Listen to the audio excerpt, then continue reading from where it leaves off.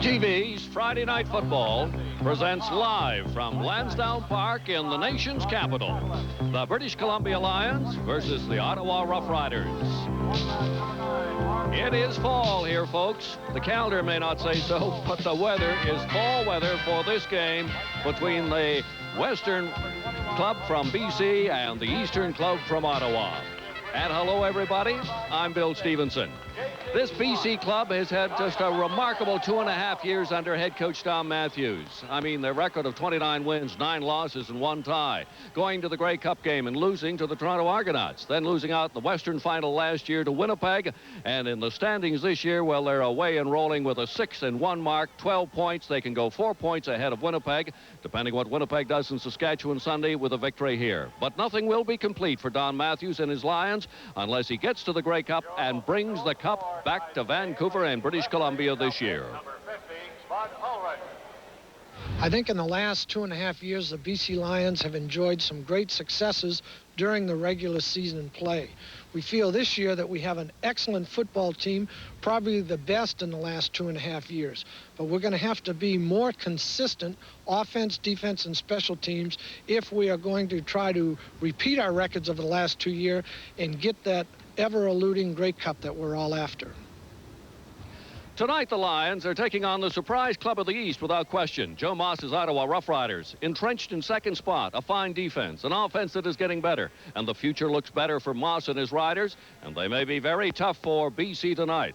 Now let's go upstairs to Pat Marsden and Leif Pedersen. Thank you, Bill. Hello, everybody across Canada. We have got a good one for you tonight. Let's talk about those surprising Ottawa Rough Riders, because they've got 2 really exciting newcomers. Oh, they have, and they've got off to a great start. And what an opportunity for them tonight to show their stuff against the #1 team in the country. A couple of bright spots offensively. Derek Zeno, if you ask Joe Moss, he'd say our special teams is the best part of our team, and Derek Zeno's done a great job returning punts for them. Mike Catterbone, a young receiver that's really helped solidify that receiving core. He's given J.C. Watts a good target. But you know, Leif, Ottawa has played well this year. Their record indicates that, but they are in tough tonight. Well, they sure are. BC, some kind of football team, and they too have some exciting performers, and I'm talking about number 24, Mervyn Fernandez, and of course, Keevan Jenkins. Mervyn Fernandez off to a great start this year, and with teams paying so much attention to him, it's really opened up that running game with Keevan Jenkins, and he is dynamite. Well, it's going to be interesting to see how Ottawa can handle those 2 people. We think it's going to be a good one. You stay with us right through the game. This CFL telecast is brought to you by Carling O'Keefe Sports, bringing the sports world home to you. Of our national anthem.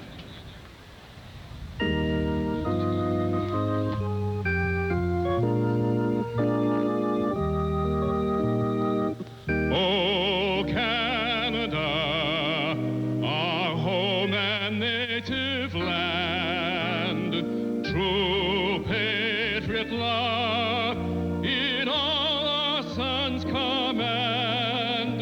Notre race porte le pègue, il sait porter le croix. Ton histoire est d'épopée, des plus brillants exploits. God keep our land glorious and free. Oh, Canada, we stand on guard for thee. Oh, Canada, we stand on guard for thee.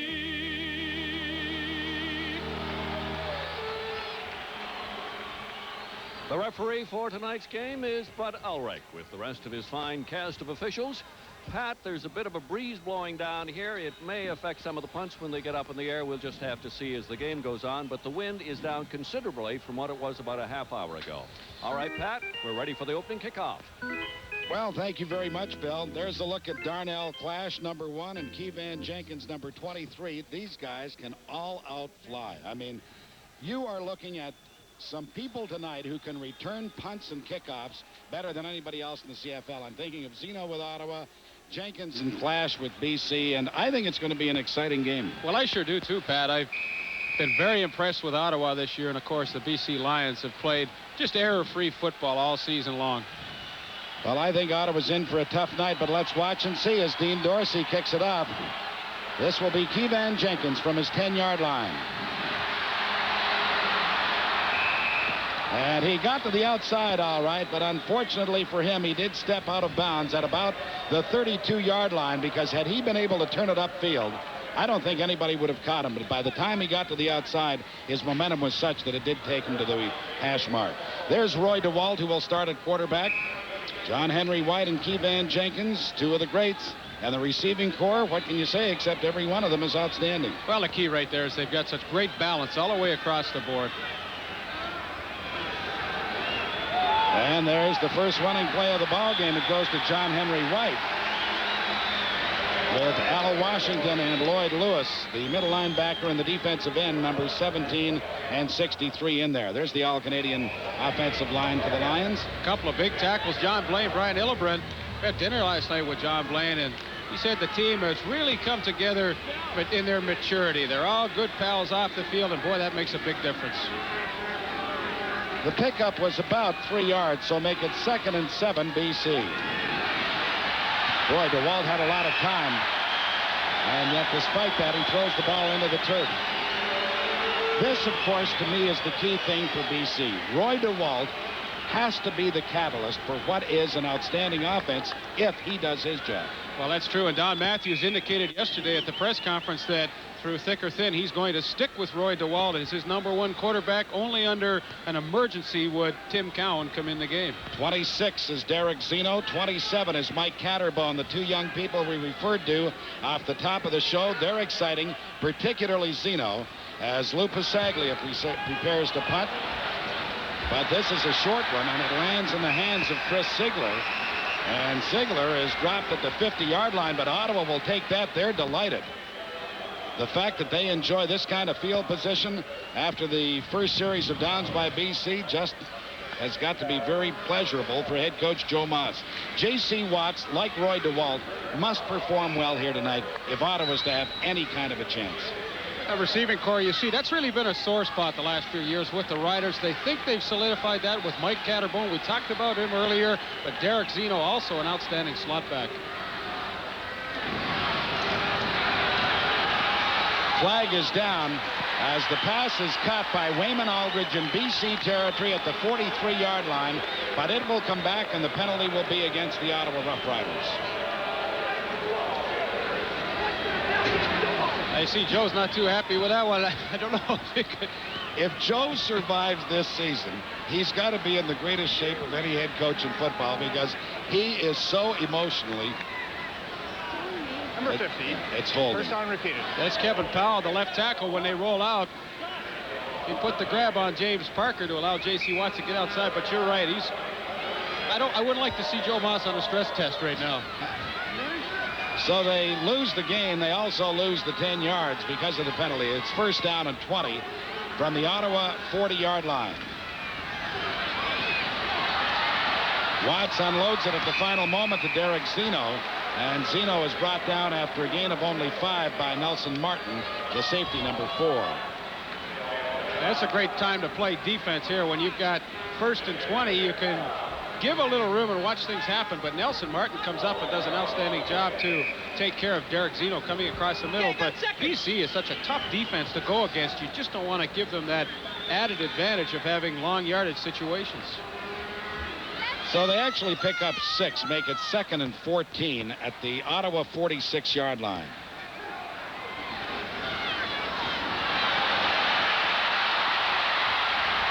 Well, the football is loose. Let's see who covers it. It appears as though the Rough Riders got it back. Well, they're very fortunate. Kevin Konar came in there on the blitz and stripped the ball loose from J.C. Watts, and then James Parker was also around the football, but that's a big break for Ottawa, retaining possession. Well, Jim Reed was able to fall on it. Let's watch now as J.C. Watts in an awful lot of trouble. Well, there's Kevin Konar. He knocks the ball loose, and Jim Reed does a great job to recover that ball. So Ken Clark will be punting for the Rough Riders, averaging over 46 yards a kick. He has really been as important a man in that Ottawa scheme of things as anybody this year. Oh, and he just puts this one into orbit. Clash is back at his 13-yard line. Mike Hamiluk was down very quickly, number 44, and he is able to contain the return by Darnell Clash to the 17-yard line. We are still scoreless here in the nation's capital, and we'll be back in just a moment. Stevenson mentioned off the top of the show that the wind may well be a factor here tonight, and you can tell in the first 2 punts of the ball game, Louis Pasaglia was only able to get away a 27-yarder into the wind. Kenny Clark booted his 58 yards with the wind at his back, so Ottawa picks up a net 31 yards right there. The Lions start at their 18-yard line with a first down. Pass is complete to Sandusky.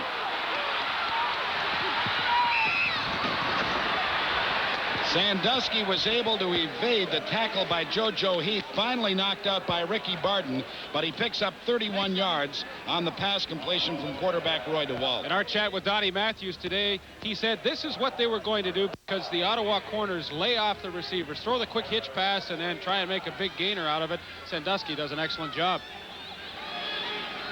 Gives BC possession at their own 49-yard line. First down. This is Mervyn Fernandez. I mean, if you're Lamont Meacham, number 33, you've got to say to yourself, why does this have to happen to me? Because he's the cornerback on that side. Mervyn Fernandez, one of the great receivers anywhere in football, and he was able to get by him to pick up the first down into Ottawa territory at the 50. Well, one-on-one, and as you said, it's a scary situation. Watch the moves by Mervyn Fernandez. He's so fluid when he's running with that football. He picks up the first down. Fernandez has that one go right through his hands. Pat, to illustrate what the weather is like here today, Mervyn Fernandez was out of the ballpark a good 2.5 hours before the start of the game, almost 3 as a matter of fact, and well before the rest of the team. And he told me, because it's so cool, he said, I just need the extra time to try and loosen up to get warm for the game. And that's what he was doing for that full time, trying to loosen up and be ready. Well, it's 57 degrees, 14 Celsius here at Lansdowne Park this evening. A real chilly fall evening. On second down, DeWalt with time again throws. Sandusky makes the catch. Forget it. He's going to go the distance for the touchdown. Jim Sandusky. And the Ottawa tackling here in the early part of the first quarter has really hurt them, because there again it was another missed tackle, and Sandusky takes it the distance. Well, he put an excellent move on Lamont Meacham, but I think the key was the throw by Roy DeWalt. That's into the wind, folks, and he just throws that like a frozen rope. Sandusky makes the catch, and Meacham gambled. It didn't pay off, and the BC Lions are up 6-0 with the convert to come. And since Louis doesn't miss, you can count it as a 7-0 ball game, and that's what it is, as the BC Lions really look impressive here early in the first quarter on that drive at least. Well, Nick Volpe, our isolation director, was on Jim Sandusky in that particular play. Nice move to the inside, break it back out, and a great throw by Roy DeWalt. So that's the way it stands right now. The BC Lions out in front of Ottawa 7-0. We'll be back with their kickoff in just a moment. Lansdowne Park as the BC Lions are set to kick it away.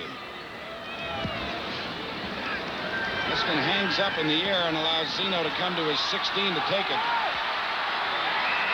Boy, let's give those BC Lions all the credit in the world, because down very quickly was Andre Jones to limit Zeno's return to the 26-yard line. That's only a 10-yard return for the man who has really excited everybody in the CFL with his kickoff returns. Leads the league, as a matter of fact, in that category. It's really a mistake there, Mark. Nate Perkowski is the backup defensive lineman. James Parker, number 40, should be in there. Nice linebacking crew. Glenn Jackson having just a great year. Glenn has played so well for so long for the BC Lions that you kind of, forget to mention how great he is.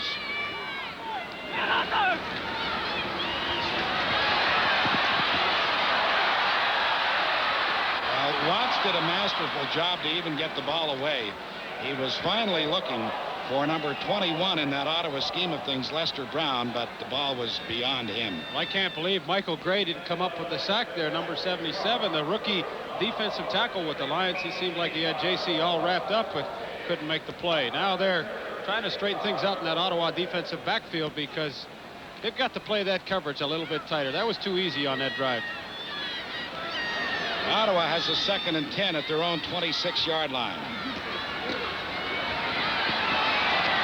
Watts' pass is picked off by Kevin Konar at the Ottawa 35-yard line. It was a deflected pass, and that is one of the problems, of course. They list J.C. at 5'11", but I suspect he's closer to 5'10". He doesn't have the height to be able to get the ball over those defensive linemen when they get their hands in the air, and you'll see the result. And Michael Gray, number 77, is the one who tips it. Kevin Konar in the right spot, and with a 7-0 lead, you sure don't want to turn the ball over to the number 1 team in the country in your own territory, but of course that's what Ottawa's done. You can almost smell a blowout in this one if they go in to score from here, Leaf. The Waltz pass is complete to Keevan Jenkins. And what Ottawa did, they must do when this man touches the ball, and that's surround him. Al Washington was first there to make the tackle along with Rick Sovieta, numbers 17 and 75. But Jenkins gets into about the 26-yard line, which is very close to a first down. And that's a good read by Roy DeWalt, because Ottawa blitzes about 17% of the time. So you know most of the time the linebackers are going to be dropping off deep. When they do that, you've got to dump it off to your backs and let them run with it. And that's so unlike Ottawa teams of the past. They used to blitz constantly. It sure is, you know, and when we heard those figures this morning, I couldn't believe it, because they used to blitz about 70% of the time, not 17. On first down, DeWalt's going to go upstairs again, throws it over the middle, and it's complete to John Henry White at about the 20-yard line. Again, Al Washington, the middle linebacker, this time along with Tom Towns. Number 20 is there to bring him down. Towns has probably been the best linebacker in that Ottawa scheme of things, according to head coach Joe Moss. He said he's playing so well, I'm convinced he can play again next year. And they really only got him as a stopgap measure for this season. Well, with 11 years in the league, 10 of them with the Edmonton Eskimos, he certainly has the experience. The pickup was about 7 yards, so on 2nd and 3, Keevan Jenkins spins his way for a first down into the 15-yard line. Rick Sovieta finally grabbed him from behind and brought him down. You know, that's only going to go in the books as a 4-yard run, but what a super move he made to initially get away from the tackle of Lloyd Lewis and pick up that first down. There is no question about it that Keevan Jenkins is worth the price of admission. I mean, he is the kind of a player that every team looks to have because he is so exciting. It's 7-0, BC leading it, and we'll be back in just a moment. Please don't let it be one of those nights, because Ottawa's either in the game right away or they get blown out. I mean, thinking back to the Winnipeg game, the Edmonton game, you know, they can be wrapped pretty hard. Don Matthews has, well, I mean, the man was obviously born to coach football because he enjoys it so much, but he's in a very enjoyable place, too. The BC Lions are as professional an operation as any in this country. Everybody's happy when you're winning. Yeah. So the Lions with a first down at the Ottawa 15-yard line. The Waltz pass is caught by Sandusky. Touchdown, British Columbia. JoJo Heath couldn't wrap him up. Well, that's just too easy, Pat. You know, you've got to come up and challenge those receivers. When you get down to your own 15-yard line, I mean, you have to be a little aggressive. Now, we know that the corners, JoJo Heath and Lamont Meacham, like to lay off the receivers, but in this situation, you just can't do that. And this is far too easy for Jim Sandusky. He just turns it upfield and squeezes into the end zone. Well, the jury was out on JoJo Heath as far as the Ottawa Football Club was concerned, and I think the jury may hand down a decision after this ball game if he doesn't play much better in the next 53 minutes than he has in the first 7. Well, one more time, we're isolated on Jim Sandusky, and as I said before, when you're in the goal line area, you've got to come up and play bump and run and really challenge those guys. And heck, I wish I'd had a corner like that when I was playing. I might have scored a few more myself.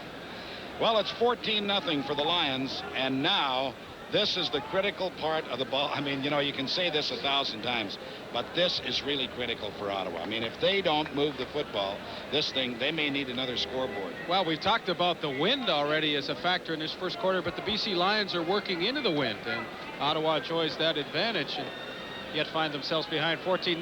BC, the good teams, take advantage of the turnovers, too, and it was that interception by Kevin Konar, of course, that led to that Sandusky touchdown. 27 is Catterbone, 26 is Zeno, and this kickoff does not go very deep. As a matter of fact, Chris Ziegler is the returner for Ottawa. He was one of the up backs, and he takes it over the 30 to the 32-yard line. So it does show you just how severe the wind is. Now, the Ottawa Rough Riders with J.C. Watts at quarterback have only scored 9 touchdowns passing, and J.C. now has 9 interceptions as well. So those are not impressive stats.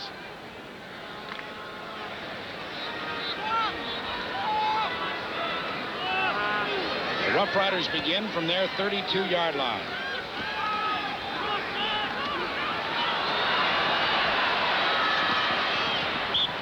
You just don't get by Glenn Jackson. He put his head down, so let's give J.C. credit for that. But Jackson just doesn't miss tackles. Kevin Jenkins got wrapped in the back a little bit, so he's got a bit of a sore kidney, but outside of that, he's fine. And says that it hurts a little bit, but outside of that, just a normal bruise, he'll be back in action. No problem.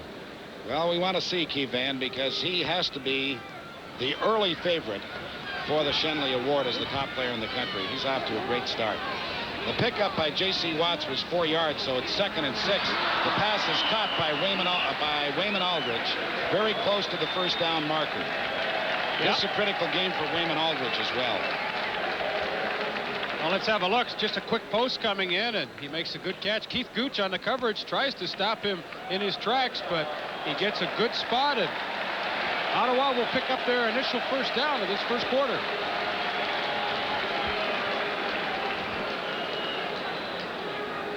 So they spot the ball right at the first down marker, which is the 42-yard line. I mean, is there a hole in that secondary? If there is, I don't know where. Well, there's not. A guy by the name of Larry Crawford is also around, and he'll be playing tonight as well. J.C. Watts is dropped by Kevin Konar and his friends. Nick Hebler was in too. Rick Klassen. We ran into Hebler and Klassen today. They are mountains, aren't they? They are big, big people. 6'3", 240 is Nick Hebler. Rick Klassen he's just a little guy at 6'1", 245. You know, the thing about them all, Pat, though, in this BC club, and it's been built this way, they all have speed, good quickness. Well, that's one of the reasons why they picked up that sack, such good coverage by that defensive secondary downfield. Mel Bird on Derek Zeno. The loss was 10 yards. They throw the screen. Lester Brown couldn't maintain his balance, and consequently Ottawa will be punting as Brown goes down at about the 35-yard line. Mike Gray, who had such an unbelievable game, the contest we saw him in Hamilton. That's right. That was, I believe, the opening game of the season, and if I'm not mistaken, he was the Pacific Western Star of the Week that week for his effort that game. So Ken Clark, who I suspect is going to be a busy man tonight, stands at his own 20-yard line, and Darnell Clash is the only returner for the Lions. Kenny's having a good year. Boy, he's a good guy. 12 years in professional football, 3rd with the Ottawa Rough Riders. Clash moves up to his 33-yard line to take this one. A flag will come down, and we're going to have a clipping call against the Lions. I believe it's Larry Crawford, number 34, and he really tried to pass up and not block Wayman Aldridge, but he caught just a piece of him. The referee made an excellent call. He really did, because Aldridge was in a position where he was going to make the tackle, and he was thrown off balance. There's J.C. Watts and Joe Moss talking things over on the sideline, because they have got to move the football or this defense is going to be exhausted.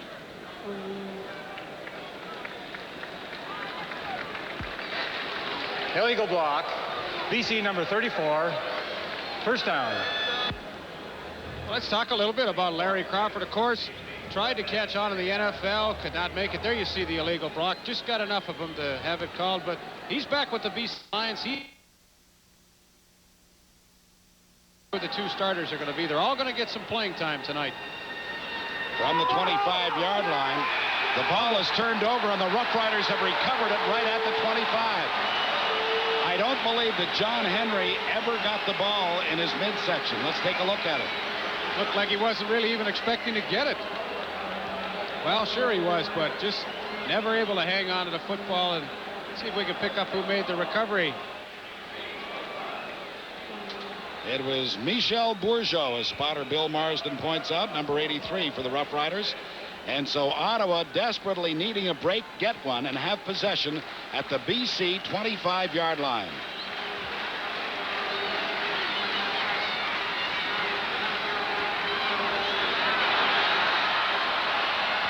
The pass is complete to Zeno, who was able to elude the first tackle by number 32, Andre Jones. and picks up about 4 yards before Darnell Clash does make the stop. There's Michel Bourgeot, who recovered that fumble for the Ottawa Rough Riders. That's a long throw to pick up 4 yards here. J.C. Watson loading to Derek Zeno, who's really the safety valve in that run and shoot offense. Michel Bourgeot, who recovered that fumble, well, he was a territorial pick by the Rough Riders. They were able to get him in compensation when the old Montreal Alouettes signed Mike Murphy. And this is Lester Brown. And Lester, with some slashing running, gets inside the 15 to about the 13-yard line, where Andre Jones brings him down. But the pickup is 7. He will have the first down. Well, it seems like a lot of teams have given up on Lester Brown, but he's been able to surface and always seems to do a good job. One of the guys that I like. Had a nice hole opened up for him there, and the Ottawa Rough Riders are trying to take advantage of that fumble recovery and get on the scoreboard. It is BC 14, Ottawa nothing, but the Rough Riders are starting to move a little. Pass goes incomplete, intending it for Wayman Aldridge, but it was Glenn Jackson who got his hand up. You know, it's funny. They used to take Glenn Jackson out on passing situations and put in an extra defensive back, but he's played so well this year, they said, why do we bother? We don't take him out. We'll leave him in there. The SFU graduate makes a super play. So Ottawa will have a 2nd and 10 at the BC 13-yard line. This is the part of the field that Ottawa has had problems with all year. Getting the ball into the end zone.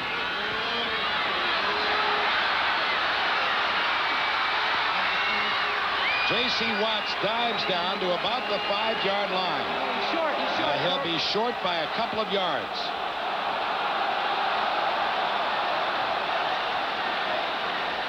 He simply could not get by Glenn Jackson. Let's take a look at him now. J.C. looked downfield, couldn't find anybody open. Look at Jackson fight off the block of Lester Brown and come up and make the stop. They spot the ball at the 6-yard line.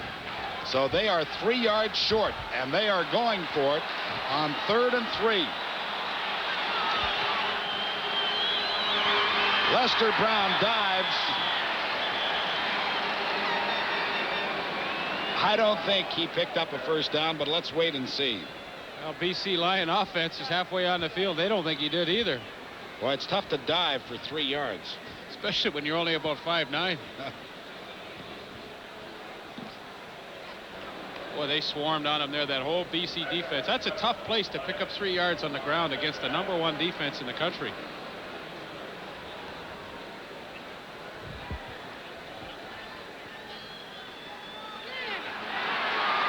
Well, the Lions stopped them.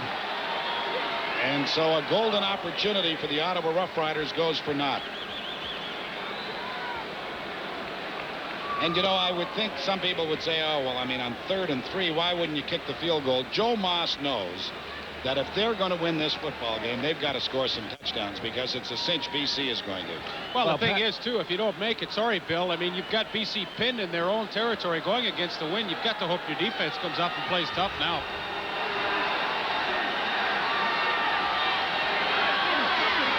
The ball throws and the pass is complete to Ron Robinson out over the 10 to about the 11-yard line.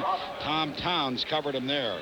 Would you not think, Leaf, that at the same time Joe realizes he's got to give that offense of his a little bit of confidence, and that by maybe letting them go in that situation, if they can make it, he can boost that confidence, because the offense has been the problem with the Ottawa Rough Riders. Well, I agree with that point, that I also think that you're not going to beat BC by kicking field goals either. No, that's a good point. So Robinson comes up a couple of yards short, but BC at least has a little breathing room at their own 11-yard line. It's 2nd down, 2 yards to go for the first down. The Lions lead it 14-0. We are here in the first quarter at Lansdowne Park. John Henry White gets it to about the 12-yard line, and a flag is down. Ricky Barden came up and made the stop.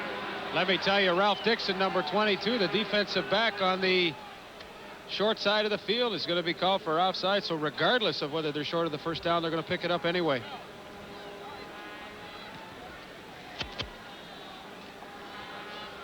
And there's the 5-yard penalty marched off. Offside, Ottawa number 22. First down. Well, it was Ralph Dixon, as Leaf pointed out, who was offside on the play. So the Lions get a very important...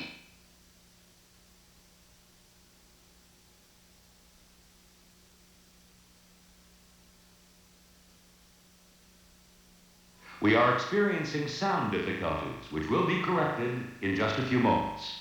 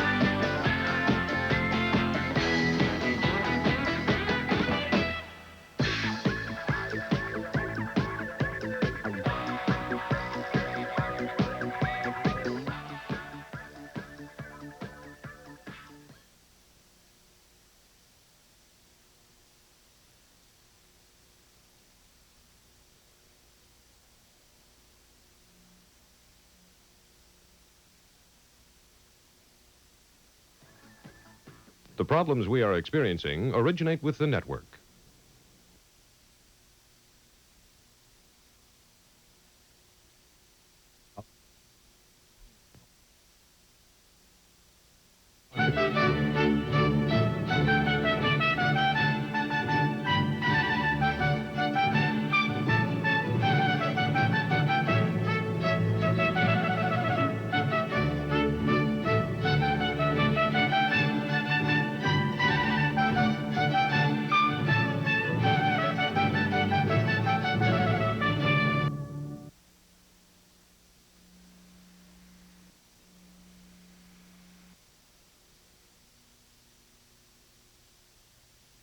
We are experiencing problems with the audio portion of our transmission.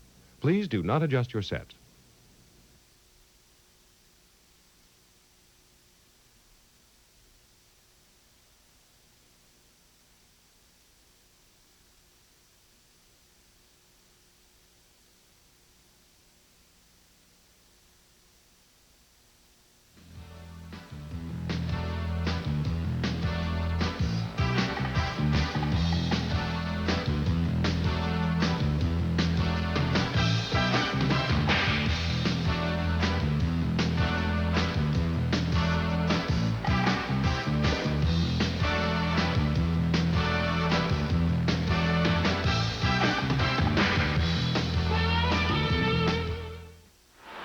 They lead all of the CFL in quarterback sacks with 35. They feel they have 42, but because the CFL doesn't acknowledge half sacks, they have actually sacked the opposition quarterback 35 times.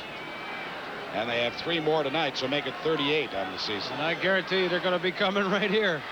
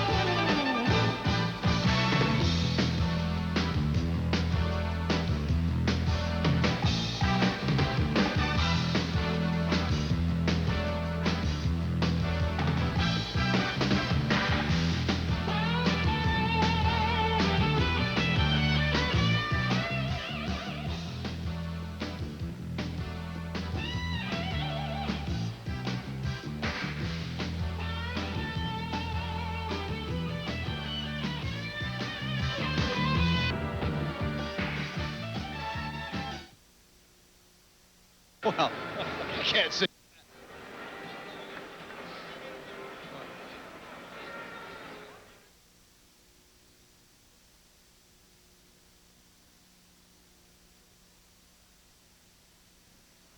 Lions. And Ottawa's special teams, which have been really the best part of their operation since the start of this season, were able to contain him to a return of only about 7 yards to the 40. Darnell Clash, only in his second season with the BC Lions, but he has been an exciting individual. Yeah, and he's a solid cornerback too. He can play that corner. So Roy DeWalt, who has completed 7 of 10 for 131 yards and 2 touchdowns, now takes over with the ball at his own 39-yard line. Mervyn Fernandez. And Fernandez was able to slip away from JoJo Heath, but Rick Sovieta caught up with him from behind and made the stop after a pickup of just about 3 yards. JoJo Heath read that play perfectly, though. He was really the one that forced it. Sovieta cleaned up on it. Actually make it a 2-yard gain because they spot the ball at the 41-yard line. It's 2nd and 8.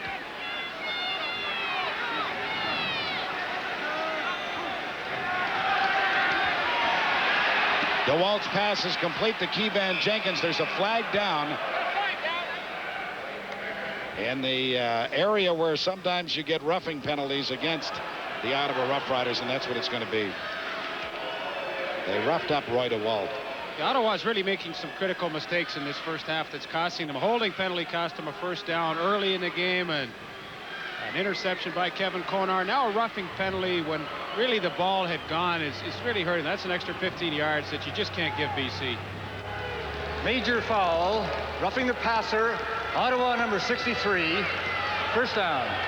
That's the newcomer Lloyd Lewis, number 63, who played all of the USFL season and is now playing back-to-back seasons here, starting at the left defensive end spot for Ottawa. Lloyd Lewis. There's Bernard Quarles, acquired by Ottawa from the Calgary Stampeders, and he may very well be in this ball game before much longer.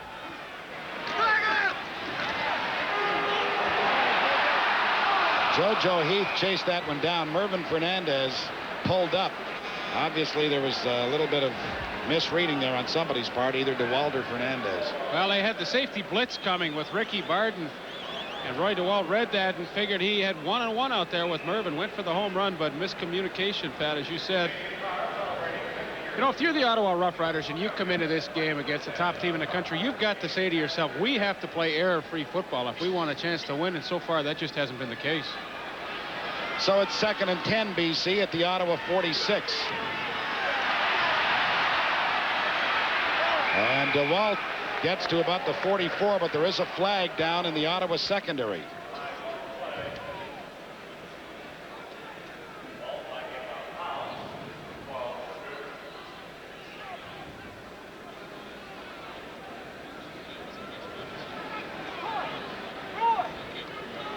Penalty is not applied.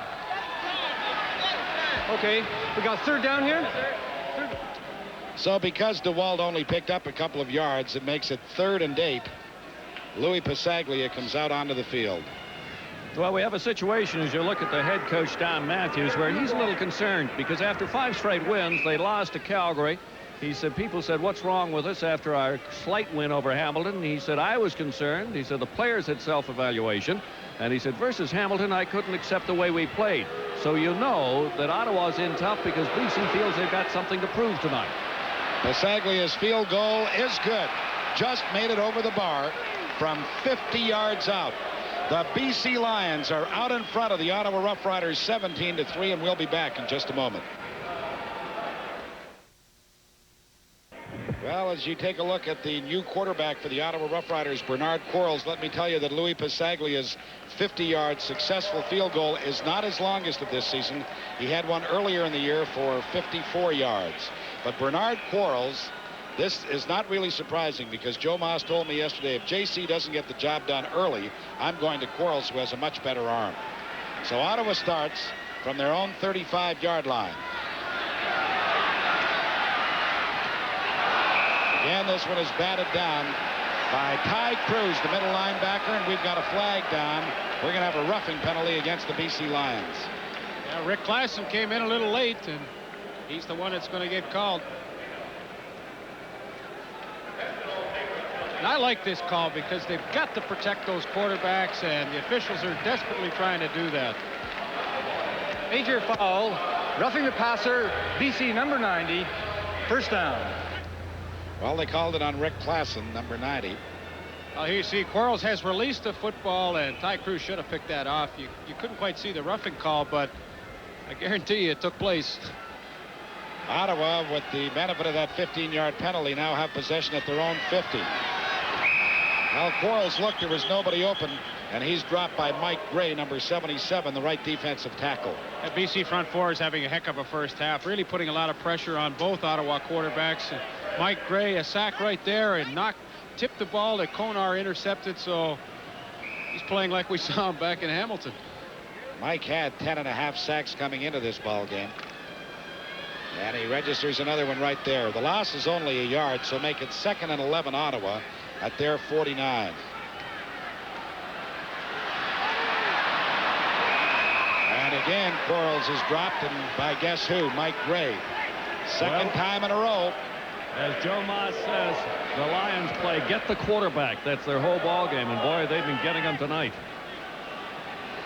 Well, that's really the philosophy of Don Matthews. Aggressive, challenging type of defense, and of course he's got the guys that can do it. That's what it really takes. You've got to have a lot of team speed on defense, and that's their greatest asset. I'll tell you, Mike Gray beat the block of a man considered to be one of the best blockers in the CFL, Jim Reed, and he just moved around him like he wasn't there. Ken Clark punting into the wind for the first time, and it doesn't make any difference to him. He booms another one. This is Clash. And Clash is dropped at about the 19-yard line. Wayman Aldridge, playing like he knows his job is on the line, and it may well be, was first down to make the tackle. 49 yards to boot and only a 2-yard return. Oh, what a game for you fans in BC next Friday. The Toronto Argonauts will be in there. The Argos have really suffered of late with the injury to Condredge Holloway. But you know they're off this week, and they will be fired up to meet the Lions in BC Place next Friday night. Well, they've got a couple of new quarterbacks in on 21-day trials. Buddy Funk is one of them, and if either one of these guys pans out, you know they'll make some changes. Bob Obilovich, by the way, is here scouting the game. I'll tell you, that was a pretty alert play by JoJo Heath, because that was very close to a lateral pass.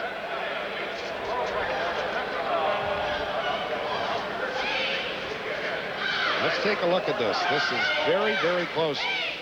It sure is tough to tell from that camera angle, but trying to swing it out to Keyvan Jenkins, but he got his fingertips on it. That was it. So it's 2nd and 10 BC, the ball at their 19-yard line. Lions lead it 17-3 with 9 minutes left to play here in the second quarter. Flag goes down, and so does DeWalt back at the 10-yard line. Lloyd Lewis with the sack for the Rough Riders. Actually, I think it was... You watch, it's a good call. It was Lloyd Lewis. Watch number 63 on the left side of your screen come in. He puts the initial hit, takes Walt down, rips his helmet off, and then Michel Bourgeot comes in and pins him, makes sure he doesn't get up. There was a marker down on the field, so let's wait and see now.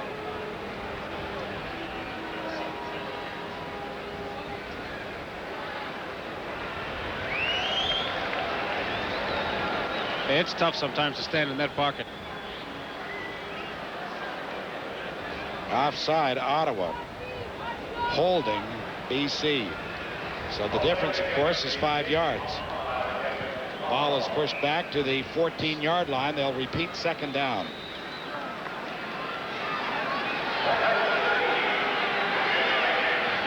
Second and 15, the Lions.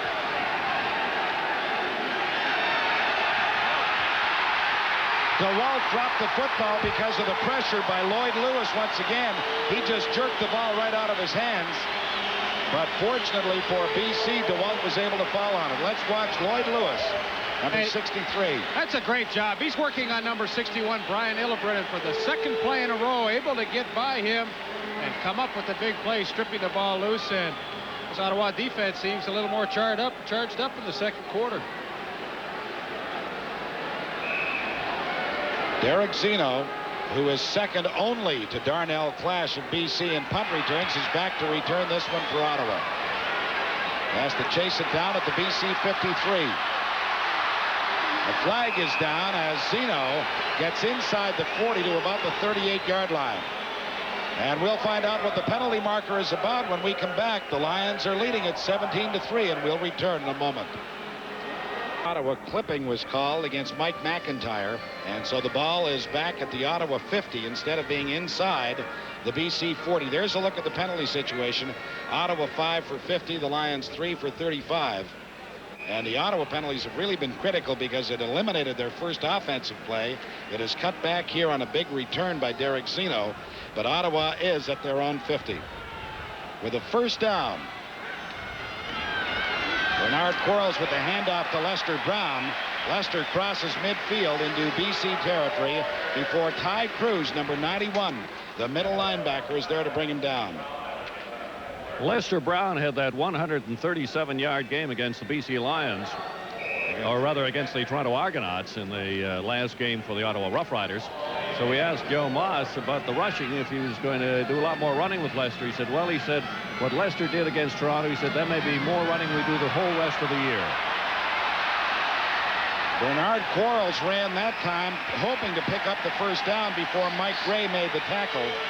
Now, if they spot it right at the 50, it'll be a first down for Ottawa. Well, he just did a great job to get away from Kevin Konar initially and even have a shot at picking up the first down. They're going to measure. If Bernard Quarles can play well for the rest of this ball game, he's going to be the Ottawa starter next week. He's a good size, 6'1", 205 from the University of Hawaii. And as you saw right there, he did get that extra inch and pick up the first down. Hasn't played very much this season, has one interception and one touchdown pass. But Joe Moss, the man you see on your screen right now, feels that his arm is so much better than JC's that he may have to go with him. This is Lester Brown again.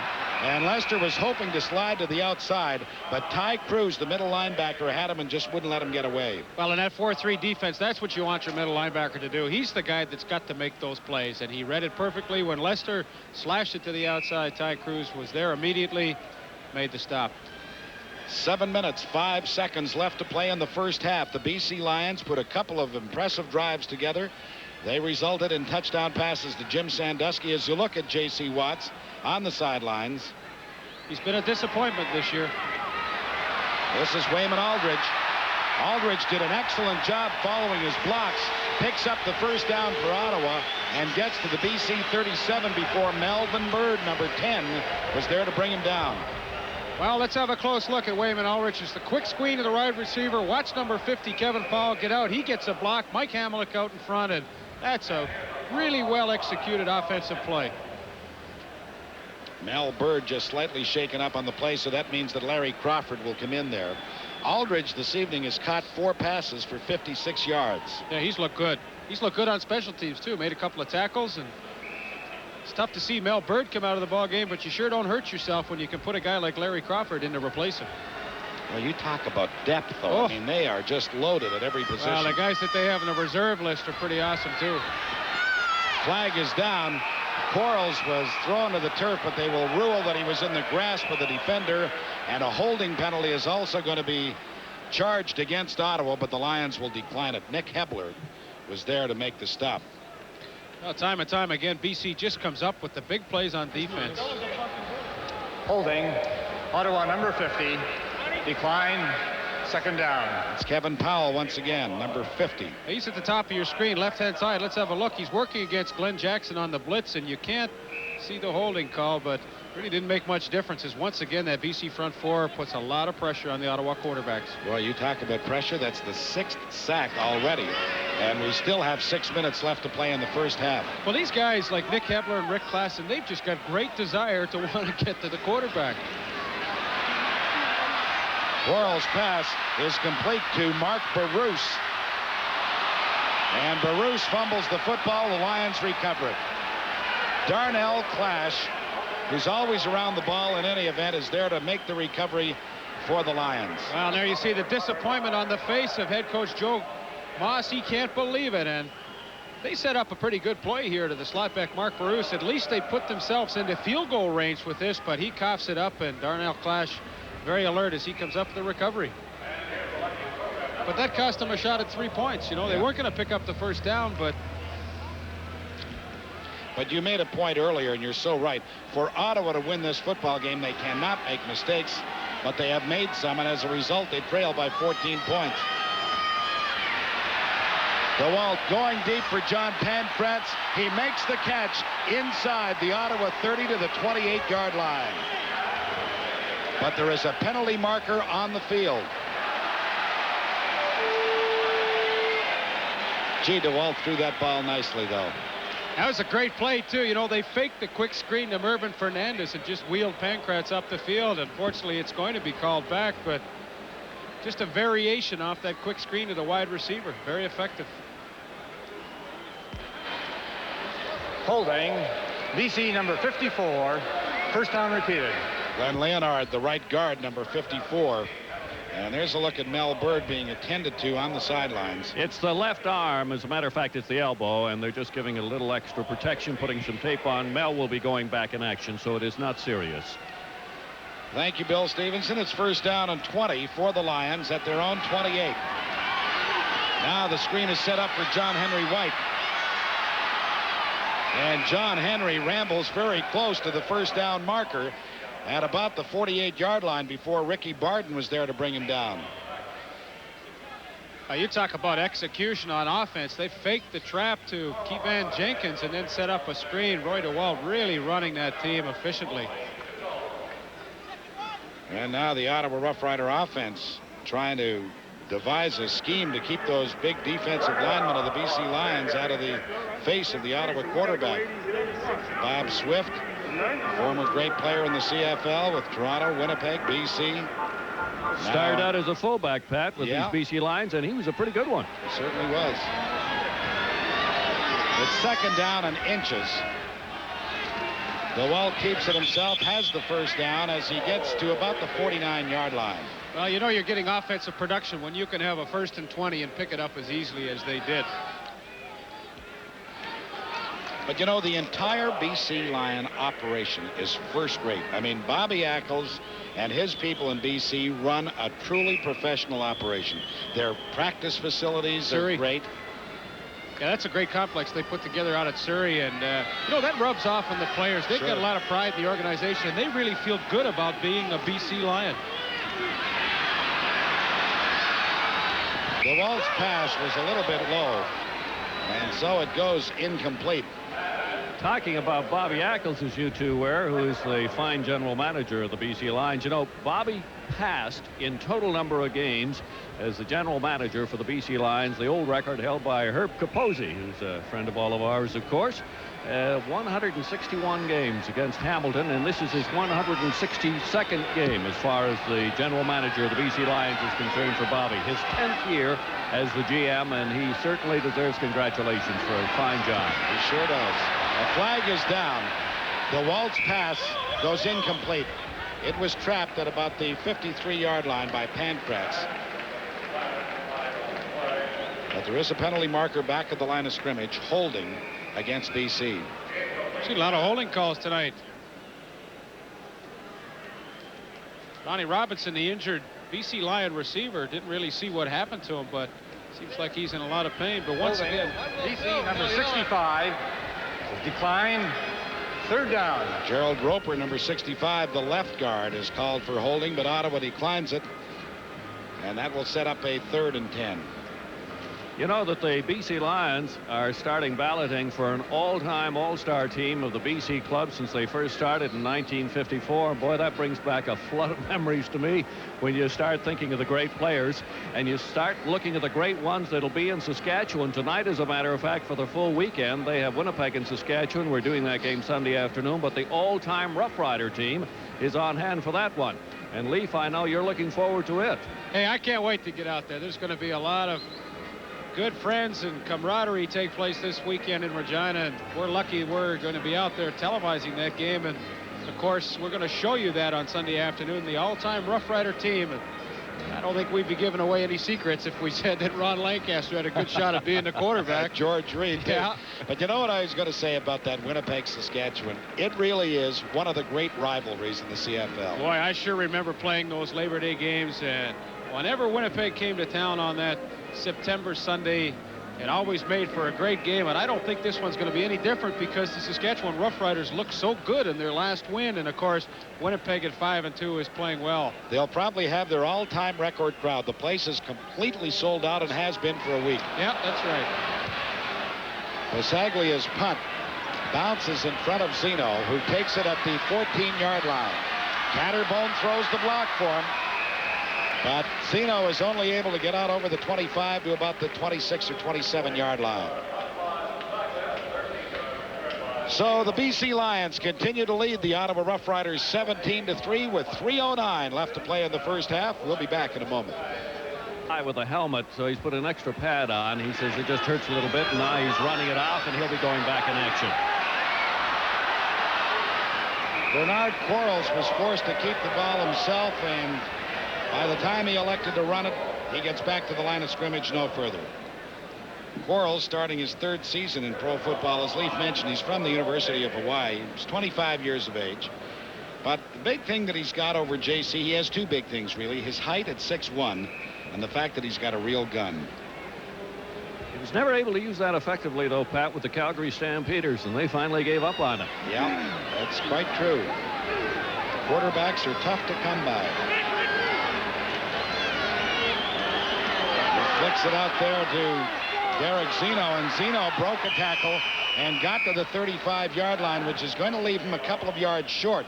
Darnell Clash was there to bring him down. You know, I really question the strategy here that Ottawa's used in the first half. If you get second and long, it's pretty tough to swing the ball out and have a guy pick up 10 yards against a defense like BC. Earlier, they neglected to go to the end zone on a second and goal play, and this is tough when you ask a guy to pick up 10 yards and beat a couple of defensive backs at the same time. They almost made it, though. Not too many people have played in more leagues than Kenny Clark. The CFL, the World Football League with Portland, the National Football League with Los Angeles. Yeah, he punted in a Super Bowl against Pittsburgh Steelers. This is Darnell Clash from his 33-yard line. And Darnell gets out to about the 40 or 41. Demir Dupin and Mike Hamiluk were down to make the tackle for Ottawa. Show you how valuable a punter can be to a ball club, though. Joe Moss is so high on Clark. He says not only as a punter, he's one of our top players, but he said he is such a great player in the dressing room and on the bench. He can't say enough of Kenny Clark, as a matter of fact.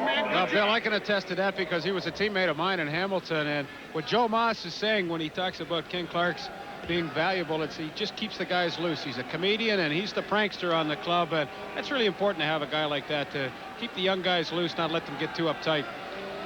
BC starts from their 41. The handoff goes to Keevan Jenkins. And Keevan did a pretty good job to get the ball over the 45 to about the 48-yard line for a pickup of very close to 7 before he ran into Lloyd Lewis, number 63, and Tom Towns, number 20. In behind the big block of 61, Brian Illebren, but not much there. Keevan cuts it back, and Lloyd Lewis, who's been in a lot of action here in the first half, was in on that play as well. Well, there's a look at Mike Hamiluk. Mike was shaken up on that last play again. Ronnie Robinson is down. But I was going to say that if Hamiluk is shaken up, Ottawa really is in kind of a bind because the regular center, Peter Vandenbos, is out for at least 4 weeks. And if Hamiluk is injured, they've got a problem.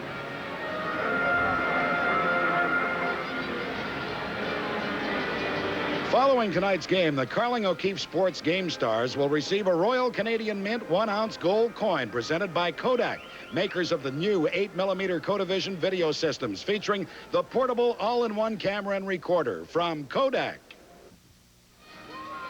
Well, talking about cameras, Peter Vandenbos, who had knee surgery, is up in the booth with us tonight taking some pictures of both offensive and defensive lines, and I got a feeling he's probably a better offensive center than a cameraman. Peter cannot hear what we're saying, so he's got the camera focused again. Not the one that you're seeing the picture of Don Matthews. but his own. So as Ron Robinson leaves the field of play, the BC Lions wait for the referee's whistle to signal time is back in. It's second down, 3 yards to go. The toss goes to Keevan Jenkins. And he's like a ghost. He slips through there. You can't believe how he can get by the tacklers.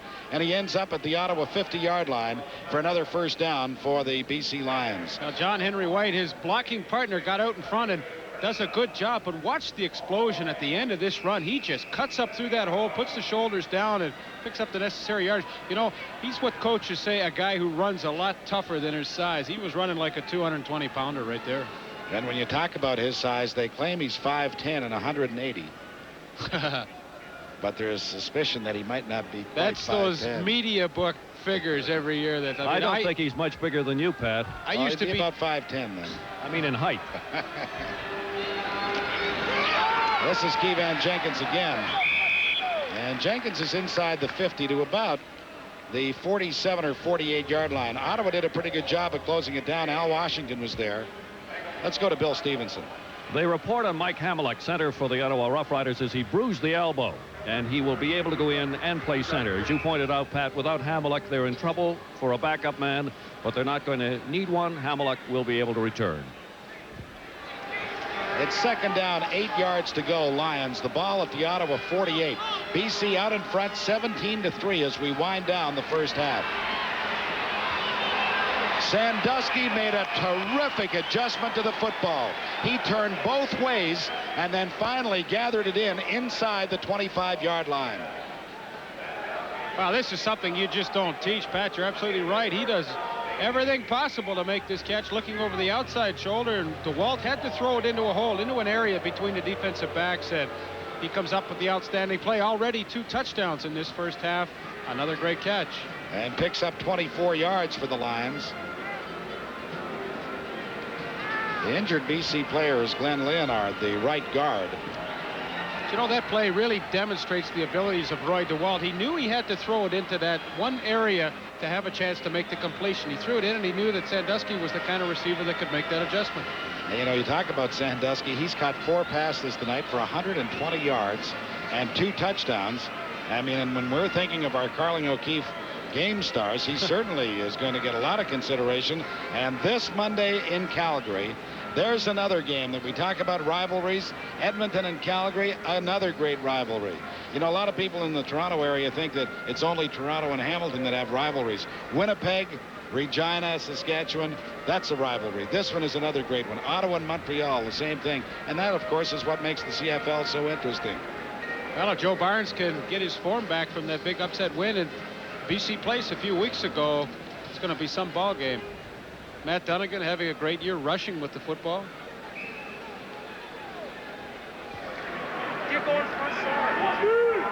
That's Bob Stevens. Kevin Powell trying to organize things with Nick Benjamin on the sidelines. Get those blocking assignments down, Pat.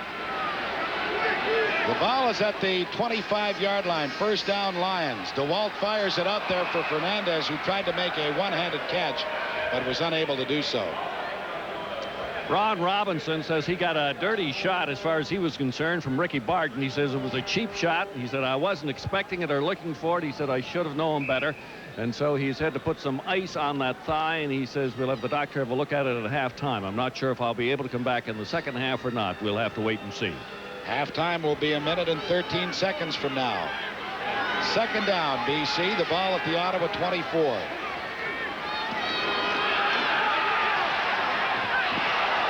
That one was very nearly picked off by Ricky Barton.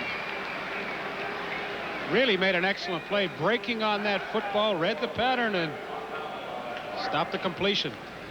Well, at halftime tonight, we'll take you around the CFL, show you what's happening. The Pacific Western Airlines CFL Players of the Week. And Leaf and I will be around with the highlights of this first half, and they will feature many of the BC Lions plays. How come they don't put your name in there with me? The name is too fat. So Louis Pisaglia will try the 31-yard field goal, and it's wide. And Ricky Barton ends up conceding the single point. That comes with 1 minute and 3 seconds left to play in the half. The BC Lions now lead Ottawa 18-3. Isn't football a funny game, though? I mean, he lines up for a 50-yard field goal, pumps it right through. Here's a 30-yarder, and, you know, just misses. So Ottawa has one last shot at it here, trailing by 15 points. They've got an excellent crowd here at Lansdowne Park this evening, too, about 24,000. This is Lester Brown. And Lester tried to get to the outside, but it was Darnell Clash who cut the legs out from under him.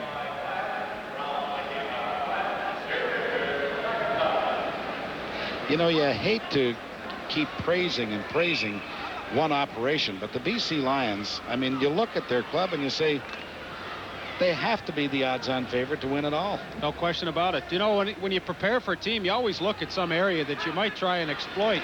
And really, there's no soft area on this club that you can say, well, we're going to go after this area. Lester Brown was trying to get to the 45, only gets to about the 43 before Mike Gray, number 77, was there to make the tackle. And so with 42 seconds left, they're about a yard short. Oh, here's a guy who's had a great first half. Number 77, Michael Gray, makes the play and prevents the Ottawa Rough Riders from picking up that first down, and with 42 seconds left also prevents them from going down for any more points in this half. Well, they're going to punt the football. Some of the fans weren't too happy about that, but you know, they're still in the game. Oh, yeah. Trailing by 15 points. You don't want to give BC the ball here in Ottawa territory.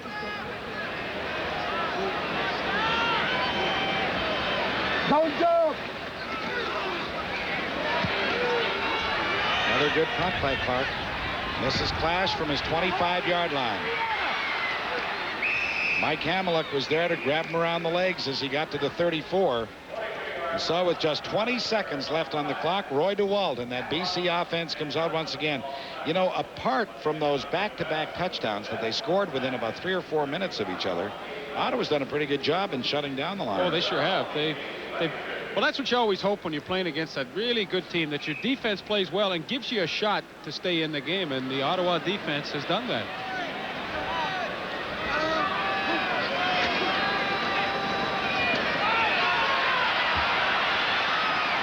DeWalt's throw was very nearly picked off by number 22, Ralph Dixon.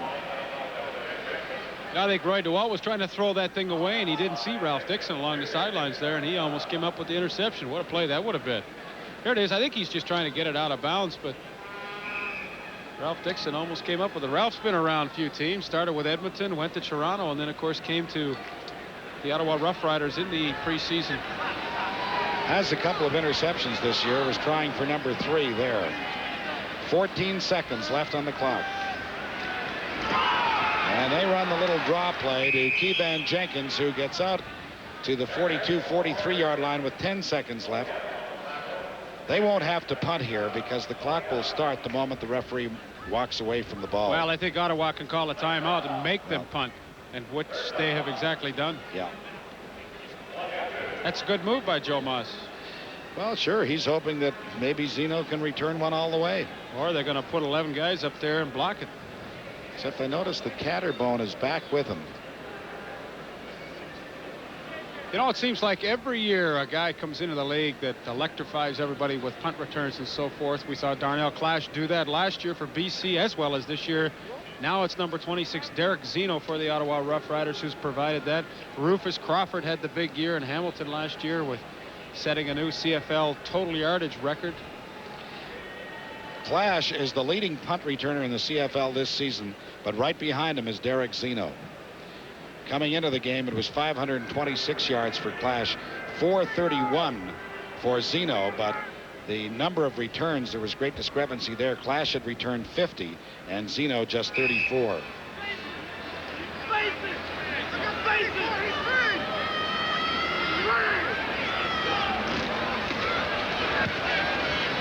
Bisaglia's best boot of the ball game sends Zeno back to his 10-yard line. And he runs with reckless abandon over the 25 to the 26-yard line on what should be the final play of that first half. Joe Moss is out on the field now. He wants to talk to referee Bud Ulrich, but Bud is having no part of that. He just runs off the field the opposite direction. I don't blame him. Neither do I. So the BC Lions will take an 18-3 lead into the locker room. That's the score here at halftime as we go to Bill Stevenson. The man who's made the excitement as far as the offense is concerned is Jim Sandusky.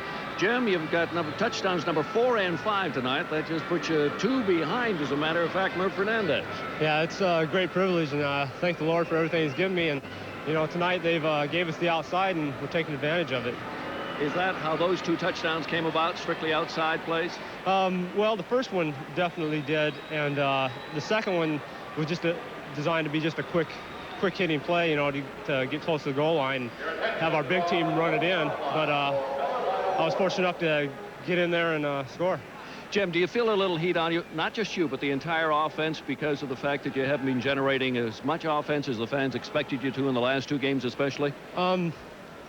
You know, we've been in a slump, definite slump these last 2 games, and we gathered ourselves this last week and practiced and really worked hard and got back to basics and just worked hard and just made it a goal to go out here and make every drive successful. Do you have team meetings? Does the offense get together and discuss it? In other words, what's wrong? Oh, definitely. You know, we see our mistakes, and a lot of it's been a lack of hustle, just real desire to really go out there and hit and play football.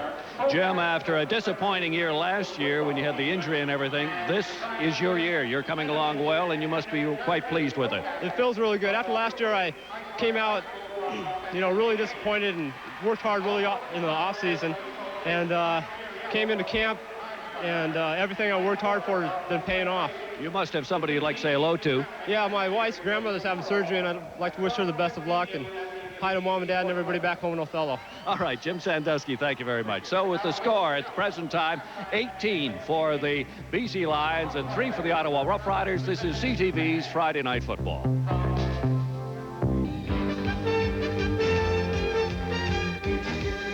Welcome to Carling O'Keefe Sports, the CFL This Week. Good evening, everyone. Something a little different tonight on the CFL This Week. This long weekend marks the halfway point of the regular season. Everyone will have played 8 games. So what we're going to do this evening is check on how some of the individual races are shaping up. You can't win if you don't score, and Winnipeg's Trevor Kennard has accounted for more points than any other individual in the Canadian Football League, booting a total of 86 points.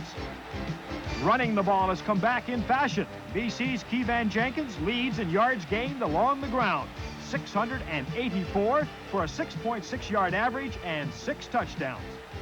The leading passer is Roy DeWalt of the BC Lions. He has earned a passing rating of 97.2. That is based on percentage of completions, yards gained, touchdowns, and interceptions. The league's leading receivers, Saskatchewan's Craig Ellis, running back, leads with most receptions, 55, but leading in total yardage is DeWalt's favorite target, Swervin Mervin Fernandez. This is good for 90 yards, his longest. He has racked up 724 in all. Winnipeg's Willard Reeves lays claim to the longest run from scrimmage in the 1985 season, number 38, August the 8th against Ottawa. Reeves rambles 68 yards and goes for the touchdown.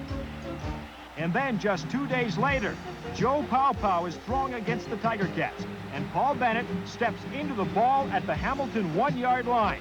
He goes all the way back to score. This is the longest interception return so far this year, 109 yards. Coming up in the CFL this weekend, Sunday on CTV, Winnipeg is at Saskatchewan. Then on Holiday Monday, also on CTV, Edmonton at Calgary, and rounding out this weekend, Montreal at Hamilton, also on Monday. Next week's CTV Friday Nighter has the Argonauts in BC. This has been Carling O'Keefe Sports, the CFL This Week. The Pacific Western Airlines Stars of the Week are next. This is CTV's Friday Night Football. 3 touchdowns. Lineman star John Sturdivant was impressive in plugging up the running lanes and pressuring Calgary's Joe Barnes in a convincing Blue Bomber victory. Pacific Western Airlines brings you the Stars of the Week in the CFL. Tonight, our CTV program presents Chenley Award winner and defensive star Ben Zambiazzi of the Tiger Cats. Number 31 played inspired football with a fumble recovery and an interception, slashing through the BC offense like a... is dedicated towards ongoing training and fitness. Hi, I'm John Bonk of the Winnipeg Blue Bombers. Like professional athletes, the athletes involved in Special Olympics train throughout the year so that they can properly condition themselves prior to competition. Show us your support and contact the local Special Olympics chapter in your community. This message brought to you by the Canadian Football. Being picked for the BC Lions, I was thinking about Anna Stukas, the man who started football in BC in 1954. I know that Stu could have a lot of great selections.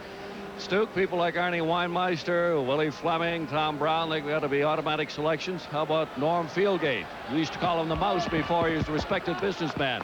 But it's going to be great thinking about all of these great performers for the Lions over the years and the old-time Lions team. All right, Pat. Well, Derek Zeno took the second half kickoff for the Rough Riders, got it to the 34-yard line, and so that's where they will begin. And Bernard Quarles comes back out to quarterback the Rough Riders. J.C. Watts started.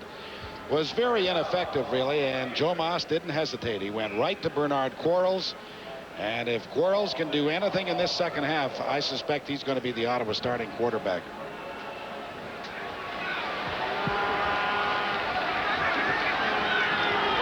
This is Lester Brown. Lester had trouble getting a hold of the football, but when he did, he was able to run it out to the 40 for a pickup of about 6 yards.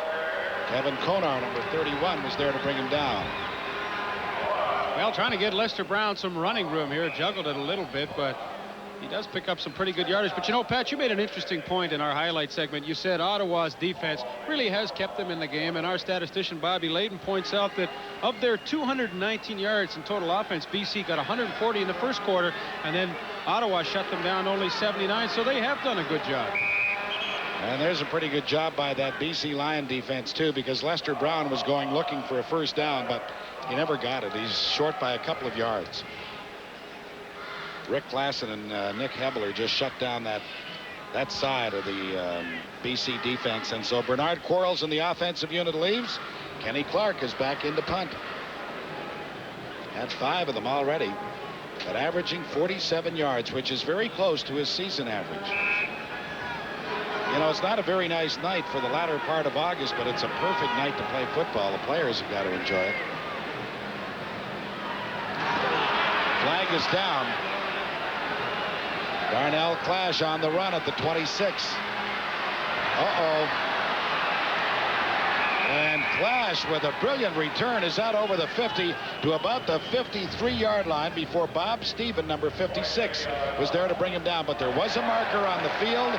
It was against the BC Lions. Ottawa will have a first down. Yeah, I think number 18, Keith Gooch, jumped the gun, and Ottawa's going to get a first down out of this.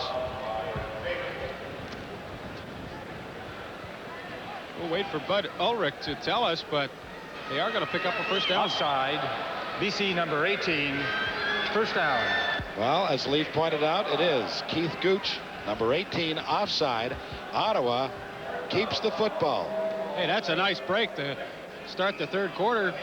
Couldn't pick it up without the penalty, but let's see if Ottawa and Bernard Quarles can take advantage of that. I'll tell you what's nice from an Ottawa point of view. Instead of BC having the ball at the 51, they have it at their own 46. And Lester Brown picks up a couple of yards before Darnell Clash is there to bring him down. Boy, he made some kind of play there. Fought off the block of Mike Catterbone, the wide receiver, and then just stuffed Lester right in his tracks, and he was only able to pick up about 3 yards. But sooner or later, you've got to get the ball down the field in the air.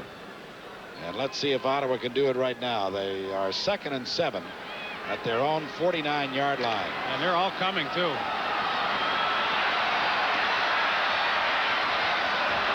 Well, Bernard dodged about 5 bullets, but he couldn't dodge Rick Klassen, who was there to drop.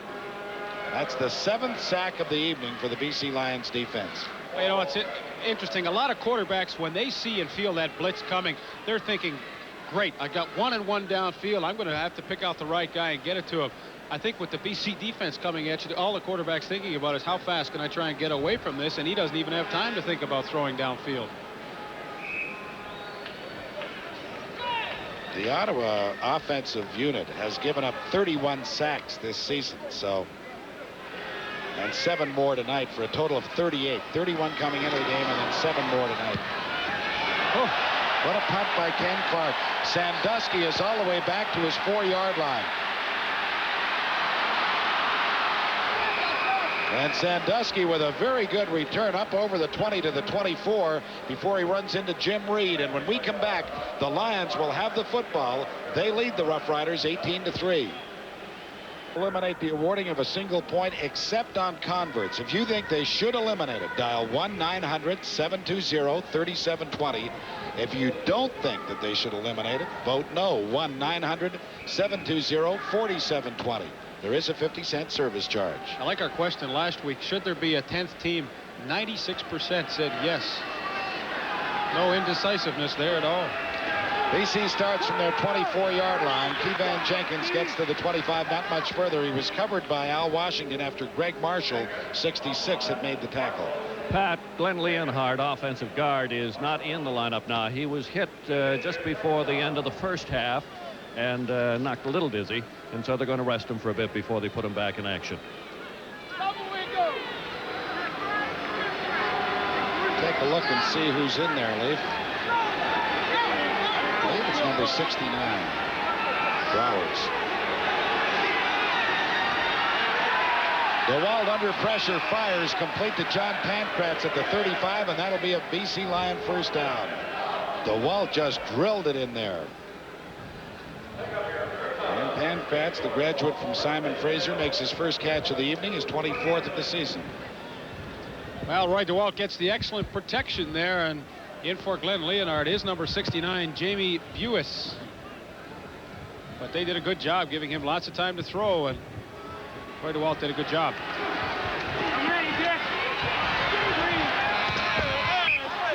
Catch is made by Mervyn Fernandez, and they rule that he was in bounds up at about the 43-yard line.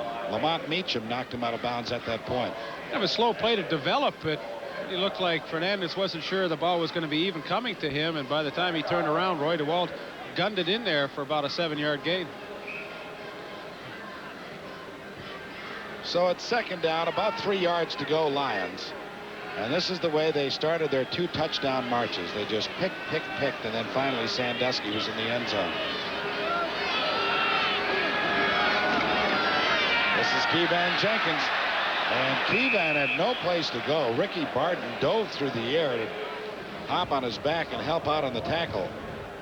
Kevan had to get to the 45-yard line. Now they're marking it just short. Kevan commented to me. He said, they're keying on me, and he says, I got a feeling this is going to be a very, very tough night. And it has been tough running for him thus far.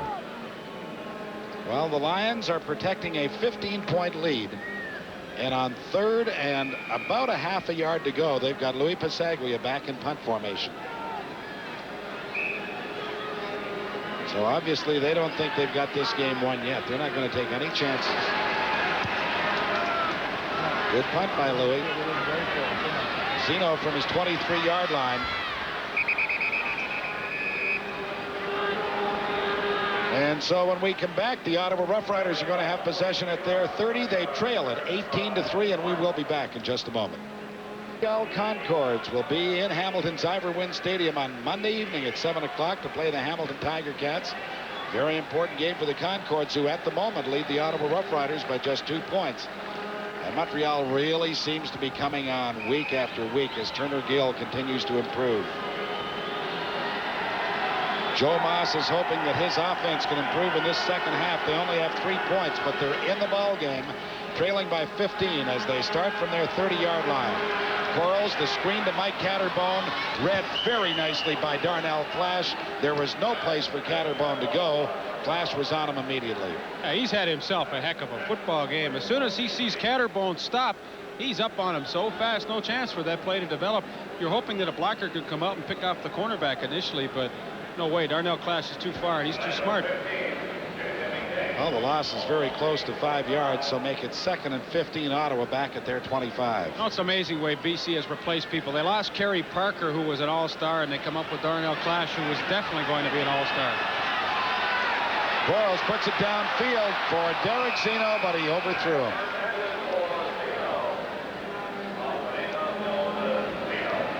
Pat, you alluded to the fact that we're probably going to see some players changes made in this Ottawa Rough Rider Club. A few more as the movement continues. Joe Moss trying to strengthen it, but it was interesting. I thought that Bobby Ackle said he has never seen so much talent coming free out of the U.S. as it is this year. He says more than at any previous time during his tenure as the general manager of the Lions.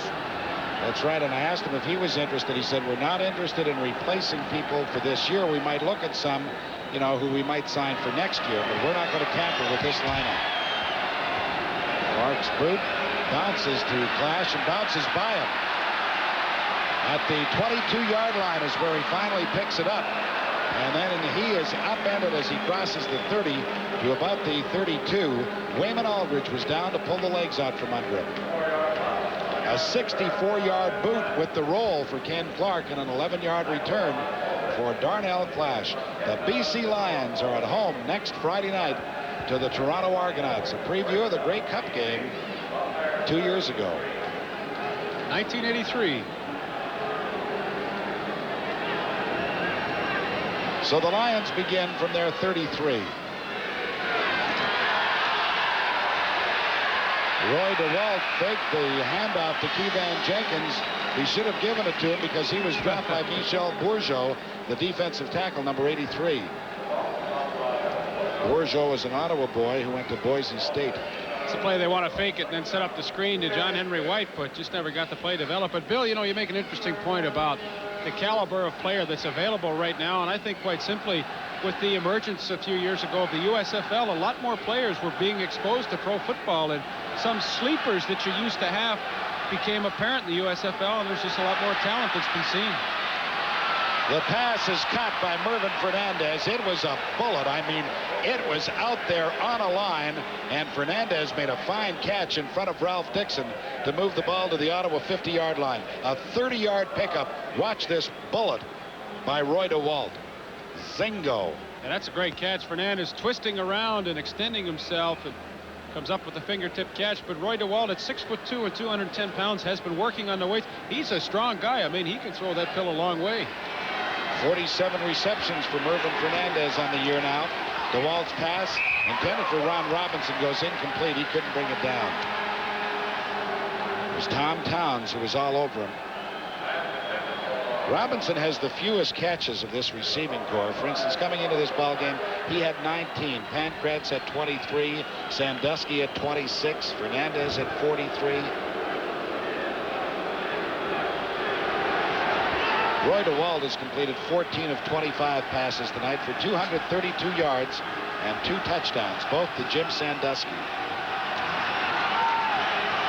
On the draw, Ottawa reads it perfectly, and it goes nowhere as John Henry White was tackled by Lloyd Lewis the moment he got the football.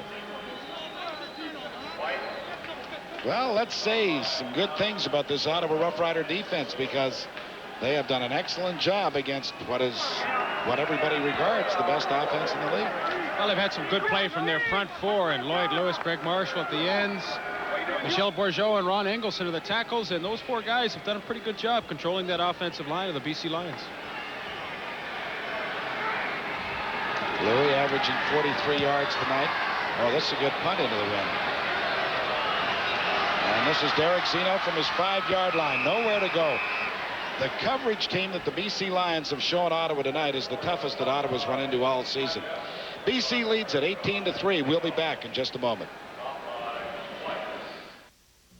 He hasn't had a heck of a lot of time to throw. That front four of the BC Lions is really dominated. The wind has died down a little bit. You see Nick Benjamin, number 68, the #1 pick in the 1985 Canadian Collegiate Draft, and he's been everything Joe Moss expected. He's a hustler, and he works hard. He's going to be a great offensive lineman. From Concordia University in Montreal. The pass is complete to Mark Barousse, and Barousse picks up very close to the first down. Leaf, you talk about Benjamin, and I'd like to say there's Joe Moss looking very, very eagerly and intently at his offense. But talking about Benjamin, he's an example of some of the products that come out of junior football in this country. And junior football, I don't think it's the credit it deserves. He played for Oshawa and he played for Scarborough before he went into Concordia University. And he credits his real start with the junior football program and the coaching he got there. Well, and we just saw him do a nice job blocking on Michael Gray. It's second down, about a yard to go, and Quarles is going to go upstairs, or was he? No, he pulls it back down and picks up the first down as he crosses the 20 to about the 22-yard line.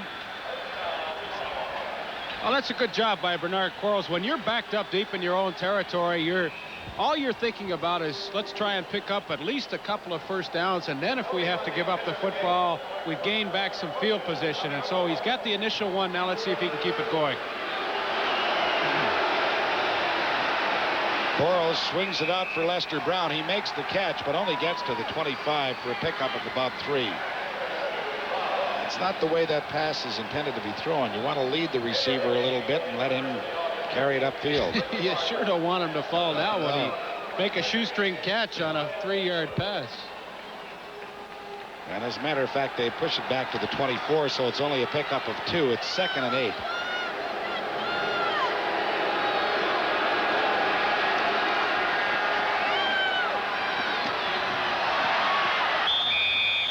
Well, he runs it again and gets to the 31, but he's short of the first down before Kevin Konar meets him. If he had hit Wayman Aldridge early, they would have picked up the first down, but he didn't see him. Of course, that's the inexperience at the quarterbacking position.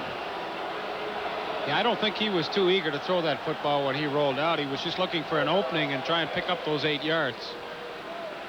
So being a couple of yards short of the first down, Ottawa's going to punt. 9 minutes and 25 seconds.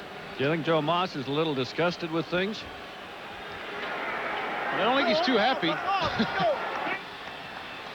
course, Joe doesn't look too happy most times. That's true. He is so intense. He really is. But he's doing a very good job here in Ottawa. Well, he's brought some discipline to this club, and I think that's what they've needed. Darnell Clash from his 36-yard line. Goes nowhere. Brought down at the 35 by Steve Harrison, number 34. Harrison, the backup linebacker from the University of British Columbia. Yeah, he was on that national champion team that we saw a few years ago. 44-yard boot by Kenny Clark with absolutely no return. The cover teams of both units here today have done a good job. We haven't had the big returns that we anticipated. This is Keevan Jenkins. And I'll tell you, Ottawa is playing defense as well as we've seen them play all season long. Rick Sovieta was there to bring him down. Despite that, Pat, I have no doubt that there are BC fans saying, how come they aren't putting Tim Cowan in there? Well, the reason, quite frankly, is this from the head coach, Don Matthews. He says, I have a number 1 quarterback. He is my number 1 quarterback throughout, and I will not change him unless he is injured. He said, barring that, he will be there all the way. Either that or a big lead, in which case then I put Tim in. But we recall Cowan when he came in, and DeWalt was injured in Hamilton, and he looked great in that game. DeWalt's pass is caught for a big first down by Sandusky into the Ottawa 50-yard line. Forced out by Ricky Barden, but when DeWalt is on target, his passes are a pretty thing to see. Well, on 2nd and long, Ottawa back in his own coverage, and DeWalt and Sandusky read it perfectly, find the soft spot in behind Ricky Barden there, and Sandusky's had himself some kind of football game. Picks up another 25 yards, has 5 catches tonight for 145 yards, and both BC touchdowns. DeWalt over the middle for Robinson, no good. Well, that's a good call, and Roy DeWalt's really upset with himself because he saw the safety blitz coming once again and picked out the right guy, but just couldn't work the ball in there. He's saying, I know he's telling Ron Robinson, nice pattern, I should have had you. So it's a 2nd and 10, Lions at the Ottawa 50-yard line. 3 minutes and 10 seconds left to play in this 3rd quarter.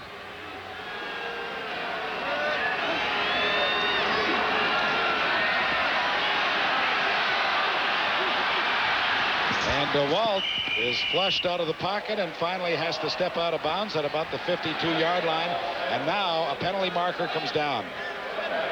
It's just frustration on the part of 78 Ron Engelson, the big defensive tackle of the Ottawa Rough Riders. He was having a beef with Al Wilson, and boy, you've got to keep your poise, and he gave Wilson a shot in the face with the referee standing right there, and that's going to cost him 15 and a first down.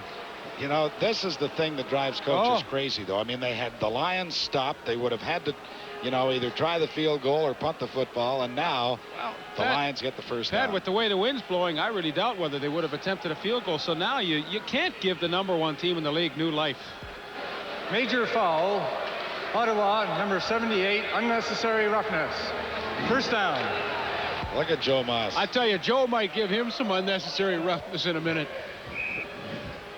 Oh, he just about did there. Now, hey, throw the flag. And Joe Moss is well into his 50s. And he could do it, though. Absolutely. Greg Marshall was there to make the tackle for the Rough Riders. You know what? I haven't seen that in so long. I can't remember the last time I've seen a head coach grab somebody by the shirt. Reminds me of my old buddy Frank Gush. Leaf, they tell me, would you talk to and the I Ottawa say that players? loosely. He was not my best friend. That's true. The Ottawa players tell me, they say the Moss is so tough we lose more weight when we're working out than we do in actual games because the workouts are much tougher. It's 2nd and 10 Lions. The ball at the Ottawa 33. DeWalt. This one is picked off by Ricky Barden. There is a penalty marker on the field. Barden returns it to the Ottawa 49-yard line.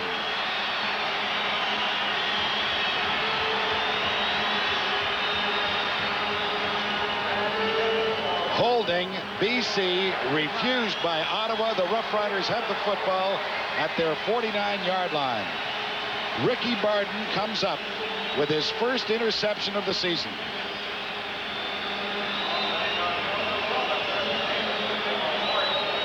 Well, that's got the crowd livened up here at Lansdowne Park, and he did an excellent job one-on-one with Ron Robinson, and he wins the battle, stepping in front and coming up with the interception. That's a nice play.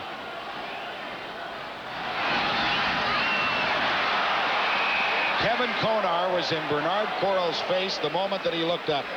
And he's there to sack the Ottawa quarterback at the Ottawa 41-yard line. How many sacks, Bobby Layden? That's 8 sacks. Watch how clean Kevin Konar comes on the right side of your screen. Nobody picks him up. They double-team Ty Cruz and really make a mistake in the blocking. The left guard, Fawcett, should have stepped off and picked up Kevin Konar. He didn't make the play. Brad Fawcett, a young fellow from the Saskatoon Hilltops, well, he's going to learn. You've got to look for that linebacker coming. 2nd down, 18 yards to go. Quarles very nearly picked off. He was intending it for Derek Zeno, but Nelson Martin, the safety, was over there on the coverage. All of a sudden, Derek Zeno turns into a defensive back to make sure Nelson Martin doesn't make the catch there. He just makes sure Nelson can't hang on to it, but it was the sack that really set up that defensive play by Nelson Martin, because that is so tough when you've got 2nd and long against the BC Lions to work that long pass in there. Derek Zeno is the injured Ottawa Rough Rider, and of course he and Mike Catterbone are interesting acquisitions for Ottawa this year, both acquired by Ottawa from free agent camps that were conducted south of the border, one in Ohio, the other one in Pennsylvania. And I think a lot of credit goes to their player personnel director, who is Tom Dimitrov. And he was the one that worked those camps and found the talent there. Jim Sandusky with the punt return, but he only picks up a couple of yards to the 25-yard line because Wayman Aldridge again was first downfield to make the stop. Should the CFL eliminate the awarding of a single point except on converts? If you feel they should eliminate it, you dial 1-900-720-3720. If you like it the way it is right now, you vote no. 1-900-720-4720. Lions have not done much in this second half offensively as they start now from their 25-yard line. The catch is made originally by Ron Robinson. He coughs up the football, and Ricky Barden is there once again to come up with it for Ottawa.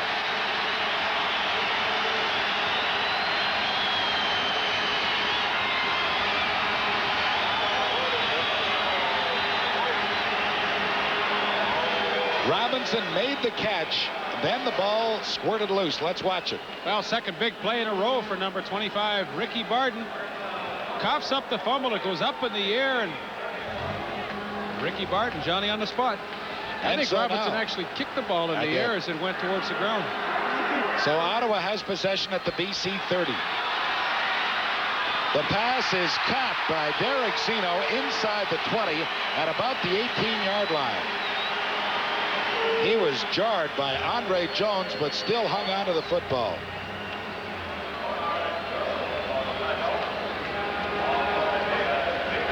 Well, that's just sheer courage by Derek Zeno. He's coming across the middle. He knows he's going to get drilled. Ty Cruz, I'm sure, is there. Yes, he is. And that's a nice catch. You know you're going to get crunched, but you might as well hang on to it anyway. Leaf, I asked Derek before the game, I said, how come a guy of your size who played baseball would go for football? Well, he says, I just like football, more action. He got the first down for Ottawa. Now Catterbone makes the catch, but they rule he was out of bounds. Good call. He was out of bounds. No question about it. It was a great attempt by Mike Catterbone, who actually made the catch, but he was outside the field of play as the third quarter comes to an end with the BC Lions out in front of the Ottawa Rough Riders 18-3. We'll return with the fourth quarter in a moment. Catterbone comes up with the football. Well, actually, he really didn't come up with the football, but good call. Bernard Quarles with a fine pass down to the BC 5-yard line for a first down to Mark Perouse. The rookie from McNeese State comes up with a fine catch on a ball that was well delivered. And James Parker almost comes up with the hit, but Quarles stays in and hangs in, and Mark Perouse makes a nice catch in front of Nelson Martin. There's the Chevrolet three-quarter statistics. That's really interesting, Pat. You see 296 the total for BC. Well, they had 219 at halftime, so you know the Ottawa defense has done a job. Quarles floats it up for Zeno. He makes the catch, but he makes it at the 1-yard line. Just floated up there by Bernard Quarles, so they'll bring the short yardage big people into the ball game now. He did a good job to stay in bounds there. This is a much closer football game than I could have anticipated. I thought this was going to be a blowout to the tune of about 48-9. It is second down and touchdown to go for Ottawa at the BC 1-yard line. They give it to Lester Brown. Touchdown, Ottawa. There is a marker on the field. There is a penalty marker down.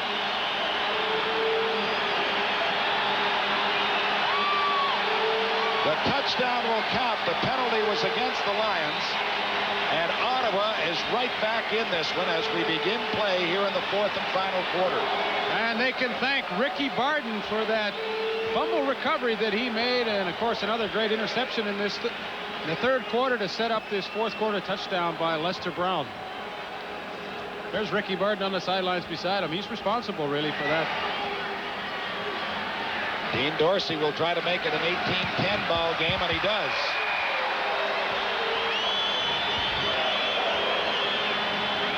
Well, he doesn't make it by much, but nevertheless, Lester Brown is into the end zone with Ottawa's initial touchdown of the game, and they've tightened that margin.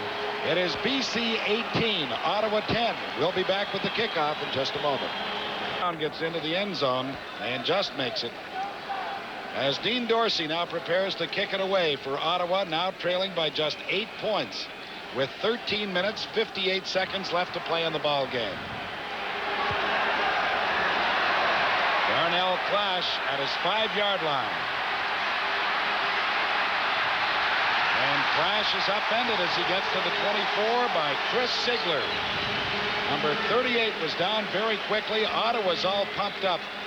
And I would think it's now incumbent upon Roy DeWalt to get that offense moving again. Chris Sigler, the defensive leader at Indiana University last year, and you're not going to see a smile from Joe Moss's face, but he is a little relieved. Oh, you know, they said, how are you going to beat them? He said, we'll beat them if we're allowed to play 15 men against their 12. But let's face it, they were pretty prepared coming into this one.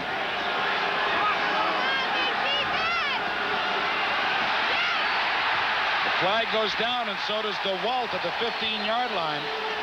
Holding the call against BC. It'll be waved off by Ottawa. There has to be great concern, though, in the BC club about the lack of offense. BC number 65. Decline. Second down. They had every opportunity to blow Ottawa right out of here after getting the early scores and getting them quite easily. But Bill, they have not been able to do anything. That's a good point. And you see Ron Engelson, number 78, who's back in the ball game.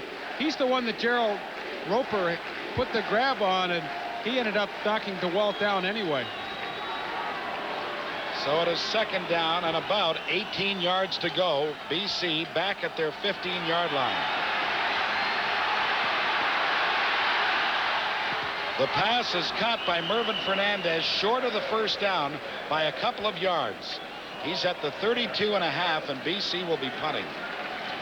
Well, listen, Ottawa's defense didn't care how many yards they gave up as long as they didn't give up the first down, and they did their job.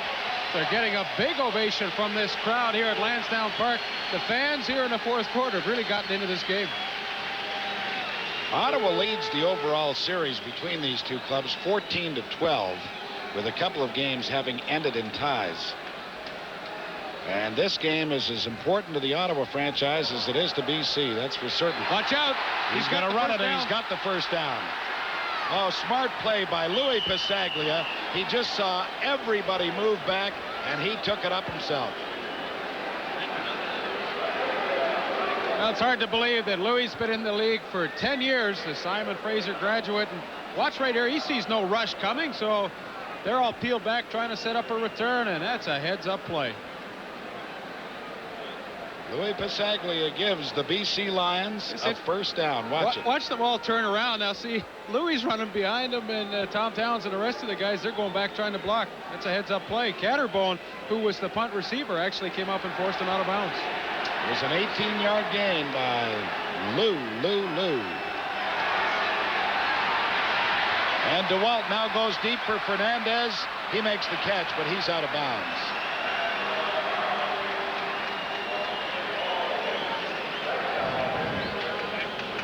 Now, Bill Stevenson's point is so valid because it looked like this was going to be a blowout.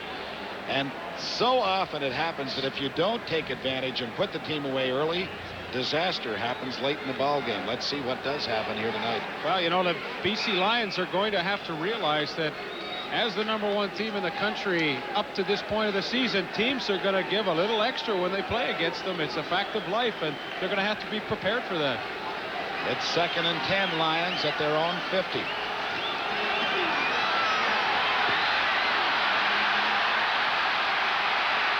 DeWalt finally finds somebody wide open. It was Keevan Jenkins, but he overthrew him. Boy, he's tapping himself on the helmet because he knows had he been able to hit Keevan, he might have gone the distance. Well, when you're having a good night on defense, things go right for you. Ottawa fortunate that that ball was overthrown. And just want to remind everybody that we will be in Regina for Sunday afternoon's game. The Winnipeg Blue Bombers, the Saskatchewan Roughriders. What a job Jack Goda, George Brancato, and their staff have done out there in Saskatchewan. And, of course, Cal Murphy has a club that could win it all again this year.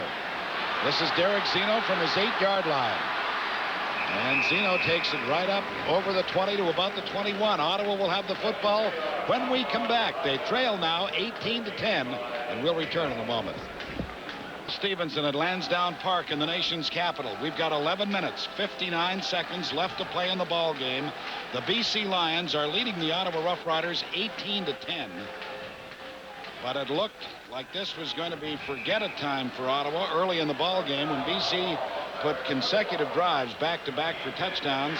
DeWalt to Sandusky, but Ottawa has hung in there, and they're in a position right now where they could even tie this ball game. Burrow's pass is complete to Lester Brown, and Brown only gets back to the original line of scrimmage before Mike Gray was there to bring him down, and Kevin Konar was there too.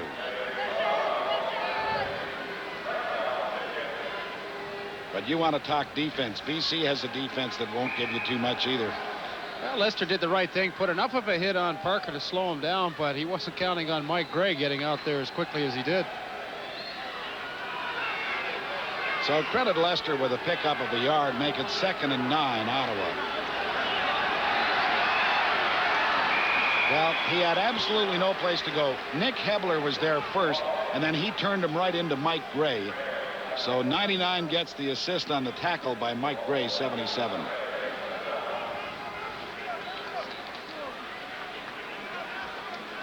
Well, there's a pretty good trio of ball players right there leaving the field. Nick Hebler, Glenn Jackson, and number 91, Ty Cruz. Tough defense.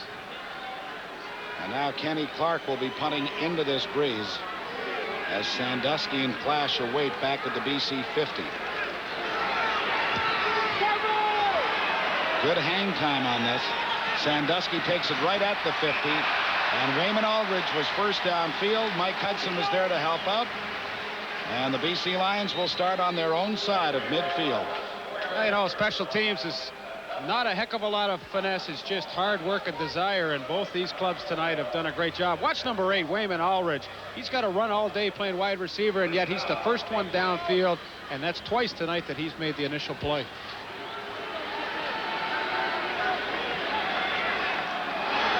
Roy DeWalt has not had an outstanding night. He's been good in spots.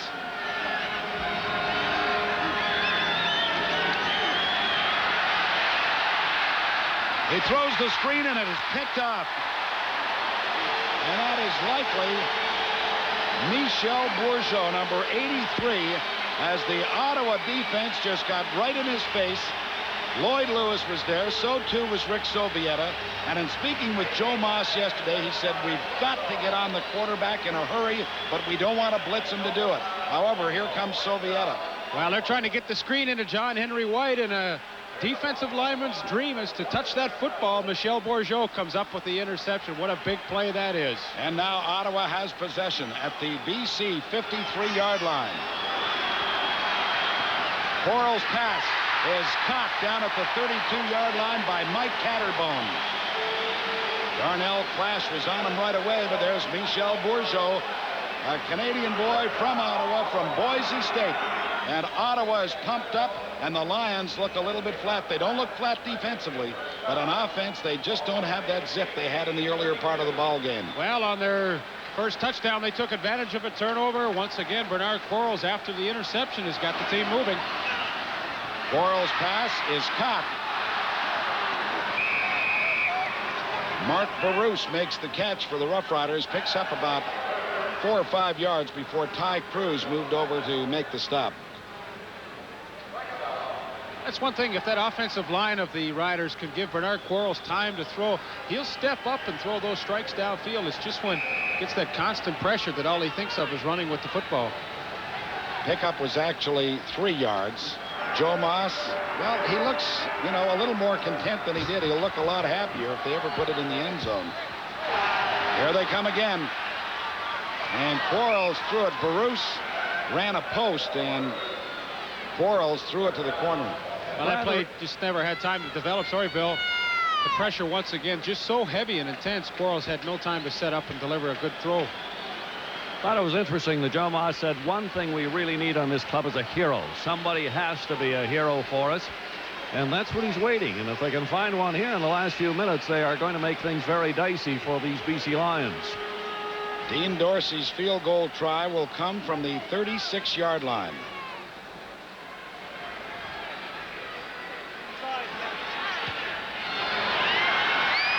And it is good. And so, with 8 minutes and 42 seconds left to play in the ball game, the Rough Riders have cut the BC Lions lead to just 5 points. We'll be back in a moment. World of sports, the U.S. long course swimming will come to you from Mission Viejo in California, the Fleischmann's World Cup from Spruce Meadows in Alberta, and Carl the Truth Williams tackles Jesse Ferguson live from Atlantic City, New Jersey. The Rough Riders now just 5 points down. This is Kevan Jenkins from his 20. And he gets over the 35 to about the 36-yard line. Chris Sigler was there to make the stop. Rookie from Indiana plays in that safety spot for the Ottawa Rough Riders in their secondary. He's very effective on the special units as well. Bernard Quarles came on in relief of J.C. Watts, and they have certainly moved the ball much better under his leadership.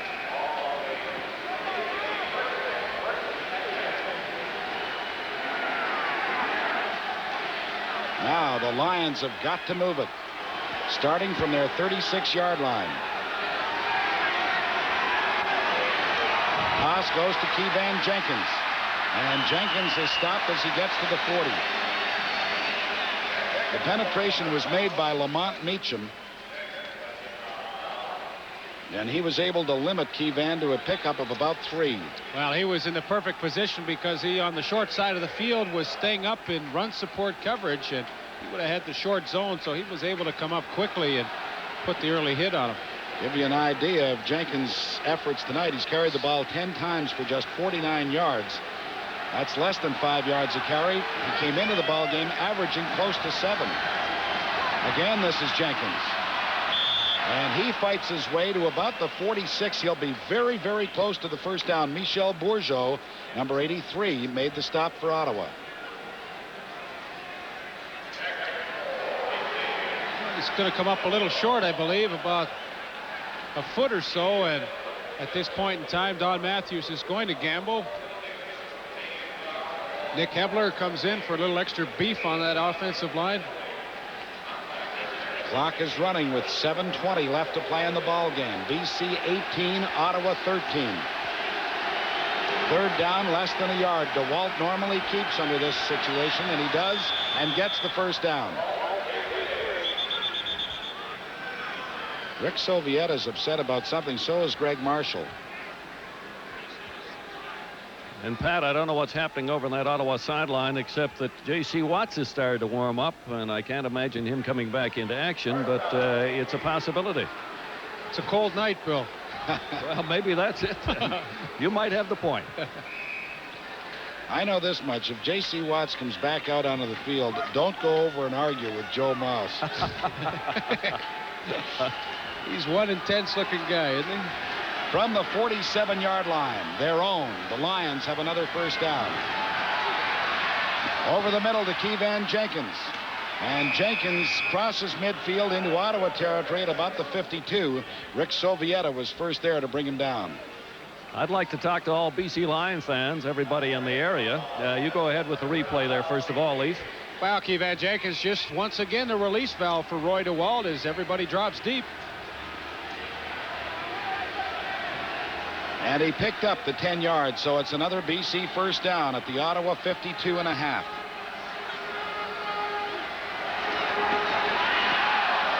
DeWalt to Fernandez. And Fernandez is forced out by Lamont Meacham inside the Ottawa 40 at the 39-yard line. It's another BC first down.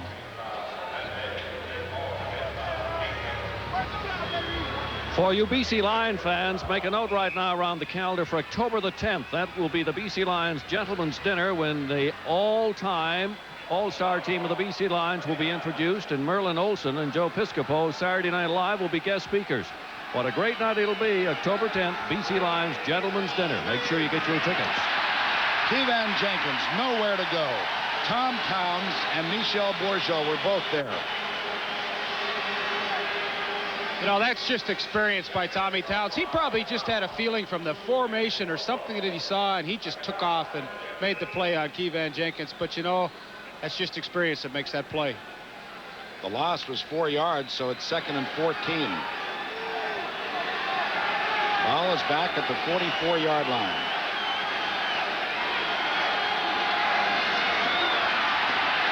DeWalt is drilled. The ball comes loose, but he was able to recover it himself. But Rick Sovieta hit him square in the back, and it's not surprising that Roy dropped the football. Well, one of the few times that they have blitzed tonight, the Ottawa Rough Riders were very successful as Rick Sovieta comes through on touch. He'll be coming from the right side of your screen. See him sneak right through and put a heck of a hit on Roy DeWalt. They're a fired-up group. They really are. So Zeno and Catterbone drop back to receive this punt from Louis Pasaglia with 4 minutes and 45 seconds left to play in the ball game. Ottawa trailing by 5. This is a high punt that Zeno takes at his 5-yard line. And there is no room at all for him to move. He gets maybe to the 7.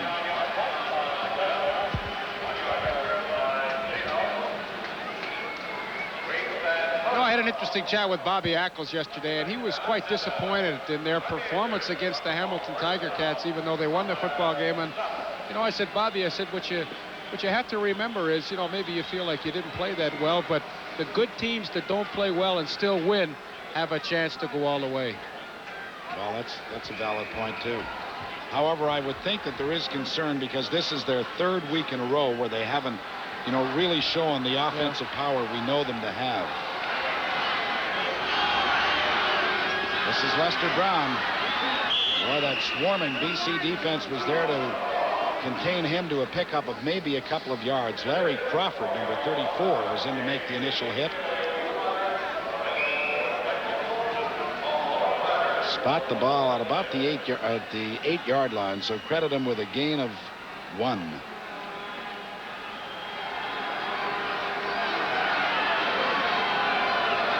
Under 4 minutes left to play in the ball game. Wayman Aldridge makes the catch up over the 30 at the 32-yard line. Keith Gooch was there to bring him down. But boy, did Quarles ever put that one in there. Yeah, it's a great throw. They get a soft spot in the zone coverage. Mel Bird's coming over, but he can't make the play, and that is a super catch by Wayman Aldridge. That's the kind of big play you have to make when you're backed up and you're behind in the fourth quarter. Ottawa now with possession at their 31. Quarles throws, the catch is made by Catterbone up around midfield. What have we here? 3 minutes and 20 seconds left to play in the ball game. The Ottawa Rough Riders, trailing by 5, are on the move. Well, he gets in underneath Darnell Clash, and when Bernard Quarles has been given the time and the opportunity to step in that pocket, he's really thrown some strikes. It's a good ball game now. Now it's a terrific football game. Quarles floats it up looking for Wayman Aldridge, and it was tipped away at the very last moment by Keith Gooch. Well, that's a nice job because you've got to turn yourself around and locate the football. He did a good job. It is BC 18, Ottawa 13. We'll be back for the finale in just a moment. Second down, 10 yards to go. Ottawa. The pass was intended for Mike Hudson.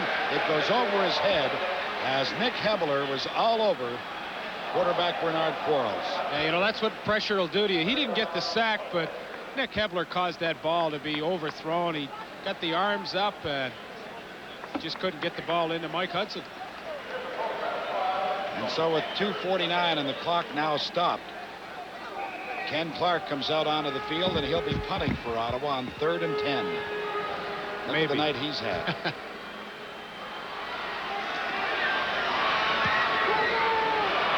It's not too deep, but it is high. Sandusky runs under it. A flag comes down. The Ottawa fans are not too happy about this one. It's very close. They're going to call no yards against the Rough Riders. 34 yards was the punt. Well, Larry Crawford, the injured BC Lion on the play. Number 8, Wayman Aldridge, the first man down all night, will be called for the no yards penalty.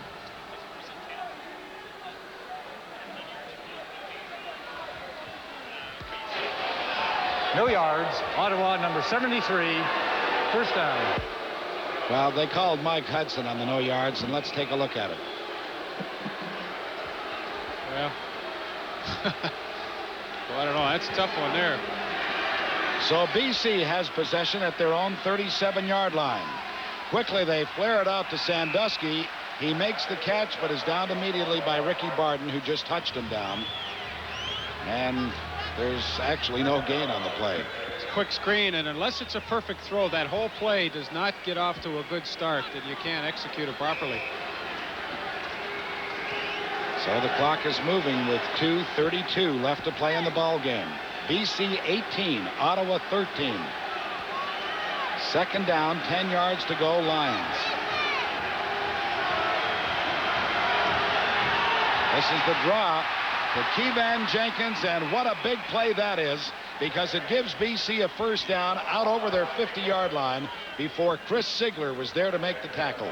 A pickup of 14 yards. Boy, that's some kind of call by Roy DeWalt as well. And defensively, that's just a killer because you're expecting 2nd and 10. You're expecting them to throw, and they just widened everybody out and made a great play.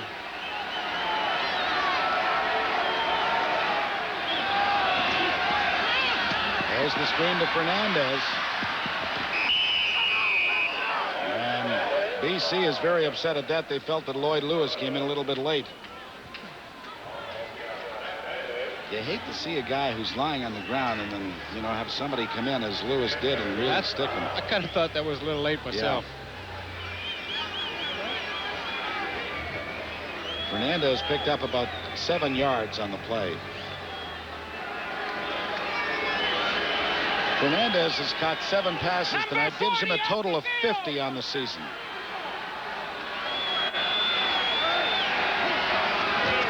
This is Keevan Jenkins, and Jenkins crosses the Ottawa 50 into about the 49 before Al Washington makes the tackle, and he should have another first down.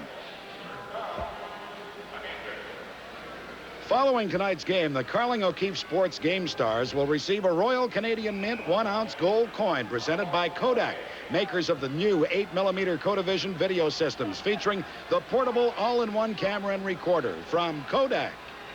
And boy, that's going to be a tough choice tonight defensively. So many guys that have played well. Ricky Barden, Michael Gray, Glenn Jackson. Keevan Jenkins carries for BC and gets to the Ottawa 45 before Al Washington once again makes the stop. Washington, the veteran 5-year player for the Rough Riders from Ohio State. Offensively, if the BC Lions do hold on to this lead, how can you overlook a guy like Jim Sandusky? He scored both their touchdowns and really very deserving, I think, this evening. It's 2nd down, about 7 yards to go. Lions with 1:05 left to play in the ball game. Keevan Jenkins again the ball carrier, but this time he does not get the first down, and the reason for that was Al Washington was there very quickly. He didn't make the tackle, but he was there to impede Keevan before he could get into high gear, and that enabled the other folks to come up and make the stop. Yeah, that's a big play because with only 59 seconds remaining, they've got to get their hands back on the football, and they have to force the BC Lions to punt. Ottawa does not put Zeno or Catterbone back. They simply have Ricky Barden as the lone punt returner. I'm sure Joe Moss must have told him to let this ball go into the end zone if in fact it gets that far. Louis angles it for the corner, and it bounces out of bounds. Let's see where they'll mark it. At the 17-yard line. So with just 44 seconds left to play in the game and Ottawa trailing by 5 points, they start deep in their own territory at the 17. That's a good job by Lou Pasaglia to get that ball out of bounds. No way. He knew he didn't want to give up a single point either. Well, there you see it, 44 seconds remaining, and a long bit of real estate to cover for Bernard Quarles in the Ottawa Rough Rider offense.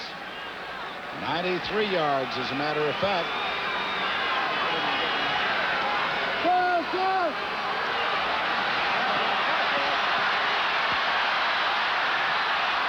Quarles is up to the 30-yard line for a first down with 36 seconds. The clock will stop momentarily as they move the yardsticks. I do believe Ottawa is trying to get a timeout in there and stop that clock.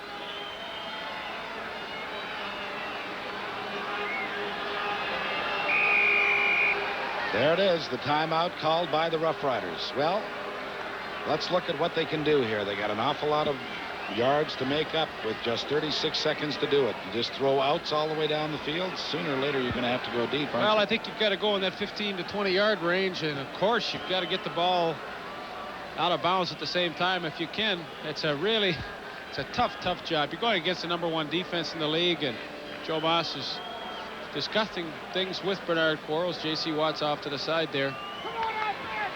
But it's a tough spot to be in. 5 points down. But, you know, look at Joe Moss. He obviously wants to win the football game, but he can take satisfaction out of knowing that his team was in this ball game right till the end against the #1 team in Canada. Well, the defense has played exceptionally well. To check with statistician Bobby Layden on their total offense in the second half for the BC Lions, but it can't be very much. A lot of it amassed on that last drive before they had to punt the football. Okay, it's first down Ottawa. The ball right at their 30. The clock will start on the snap of the ball. It's down to 35 seconds, 34. Quarles pass to Wayman Aldridge is caught at the BC 49-yard line.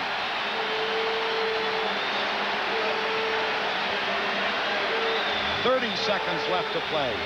BC 18, Ottawa 13. Well, they've got the crowd here on their feet at Lansdowne Park.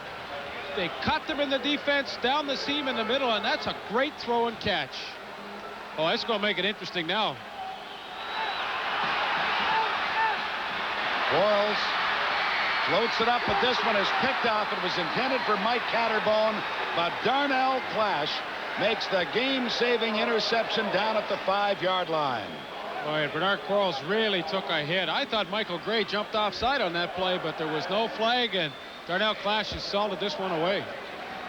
But an interesting football game.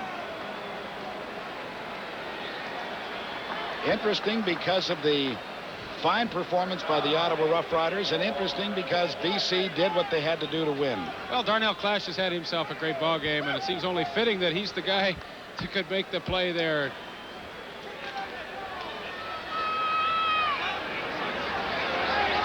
So with just 22 seconds left to play, the BC Lions can run out the clock.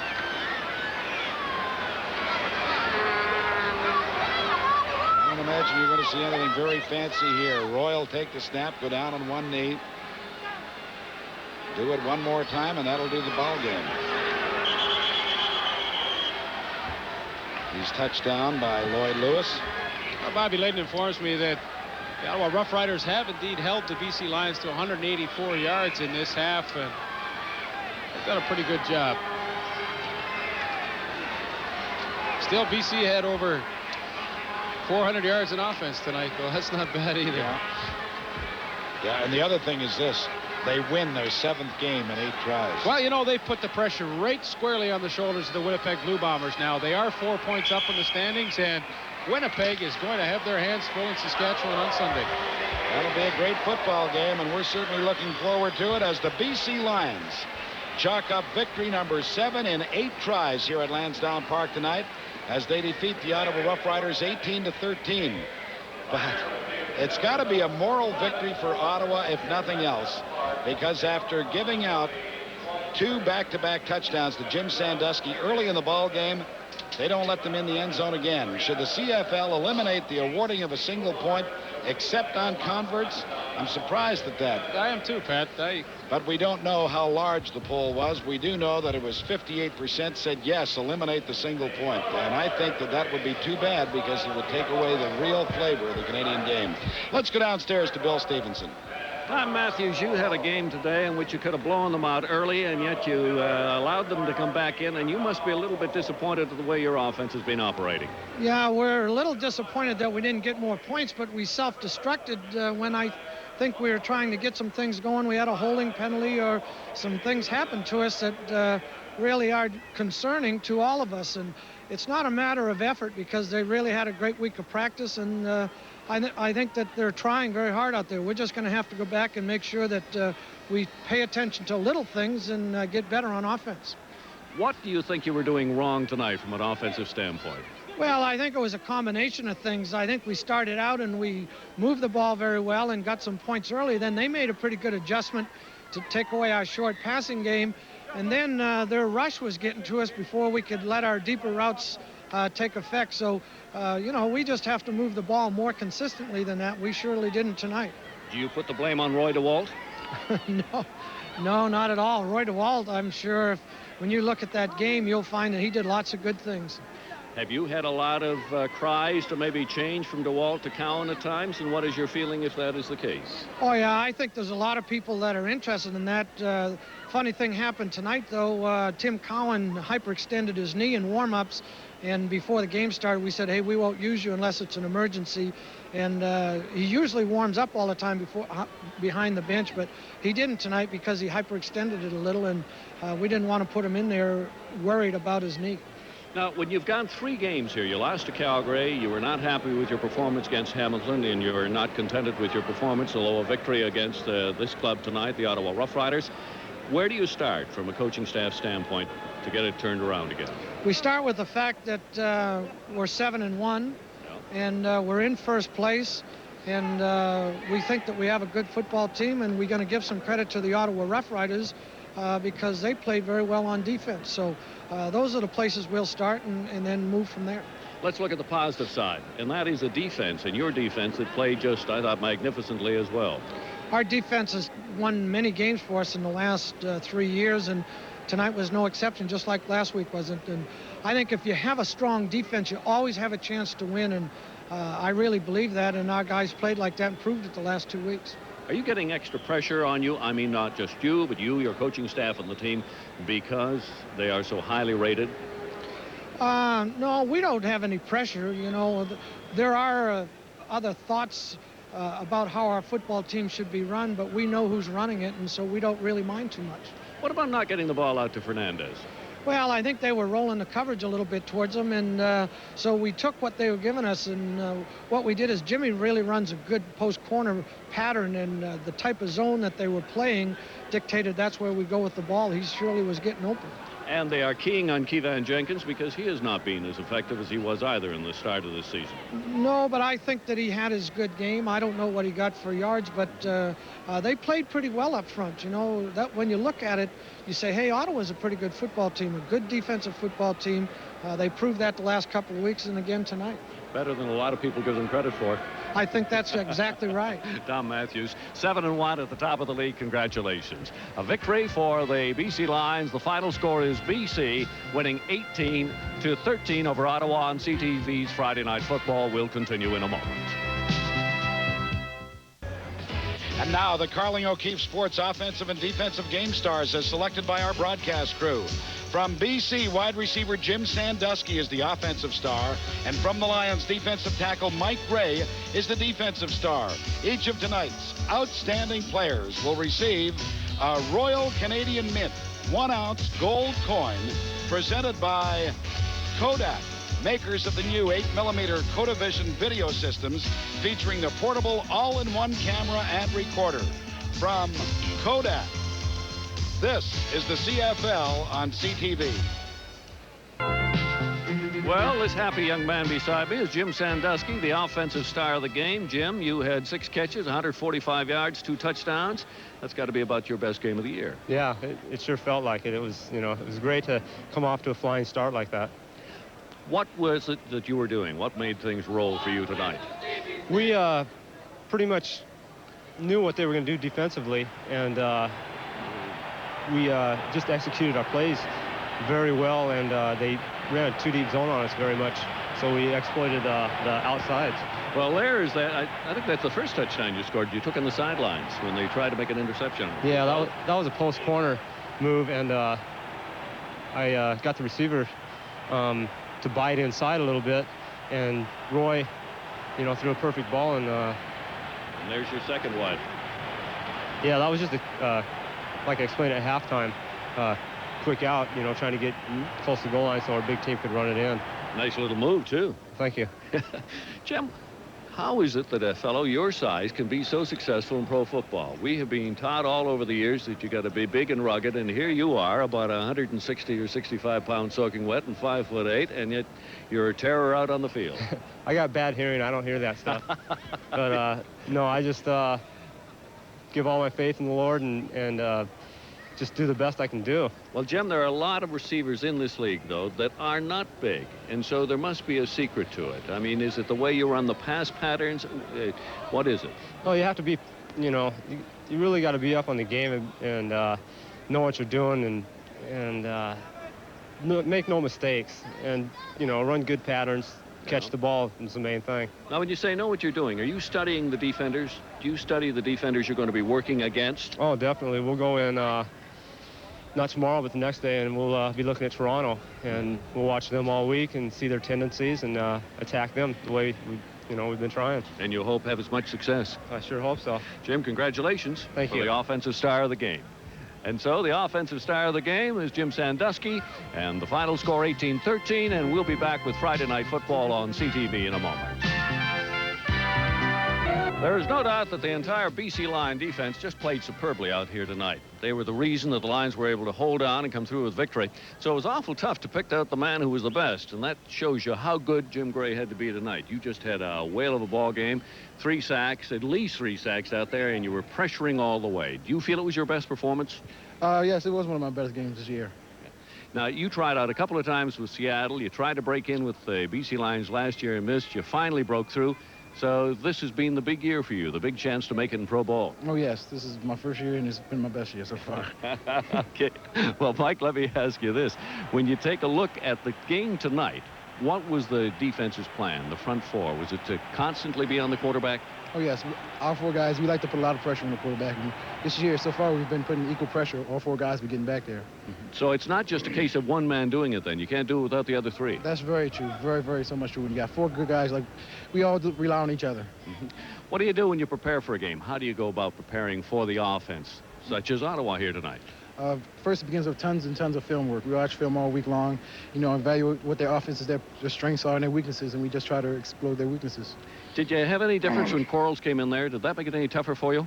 He's very similar to JC. They're both great runners, but no difference. We treated them the same way. Just go after them all the way. Yes. Okay, Michael Gray, congratulations. Thank you. The defensive star of the game, Mike Gray. The final score, BC winning it 18-13. And we'll be back with more Friday Night Football on CTV in a moment.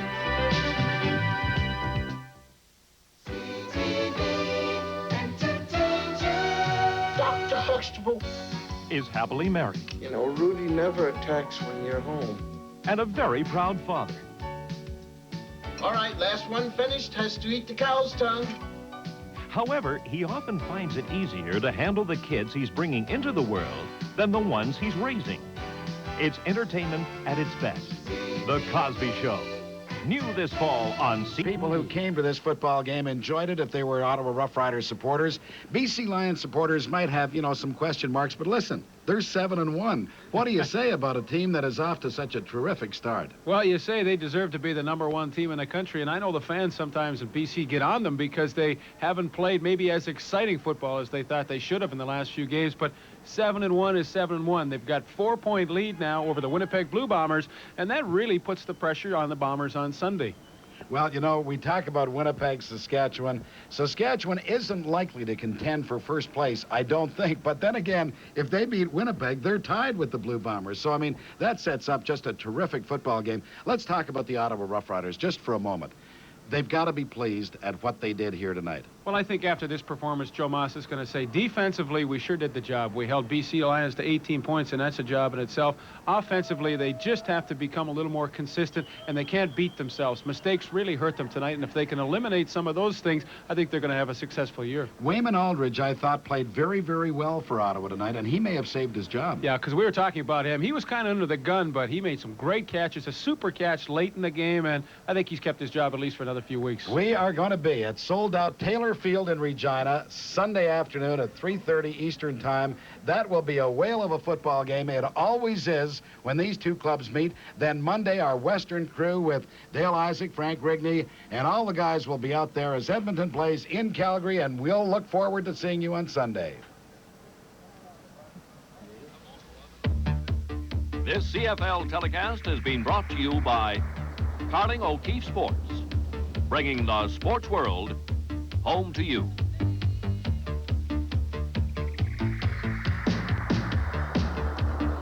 This telecast is copyright and is strictly for the private use of our audience. Any reproduction, retransmission, or rebroadcast in whole or in part without the express written consent of the CTV television network is strictly prohibited.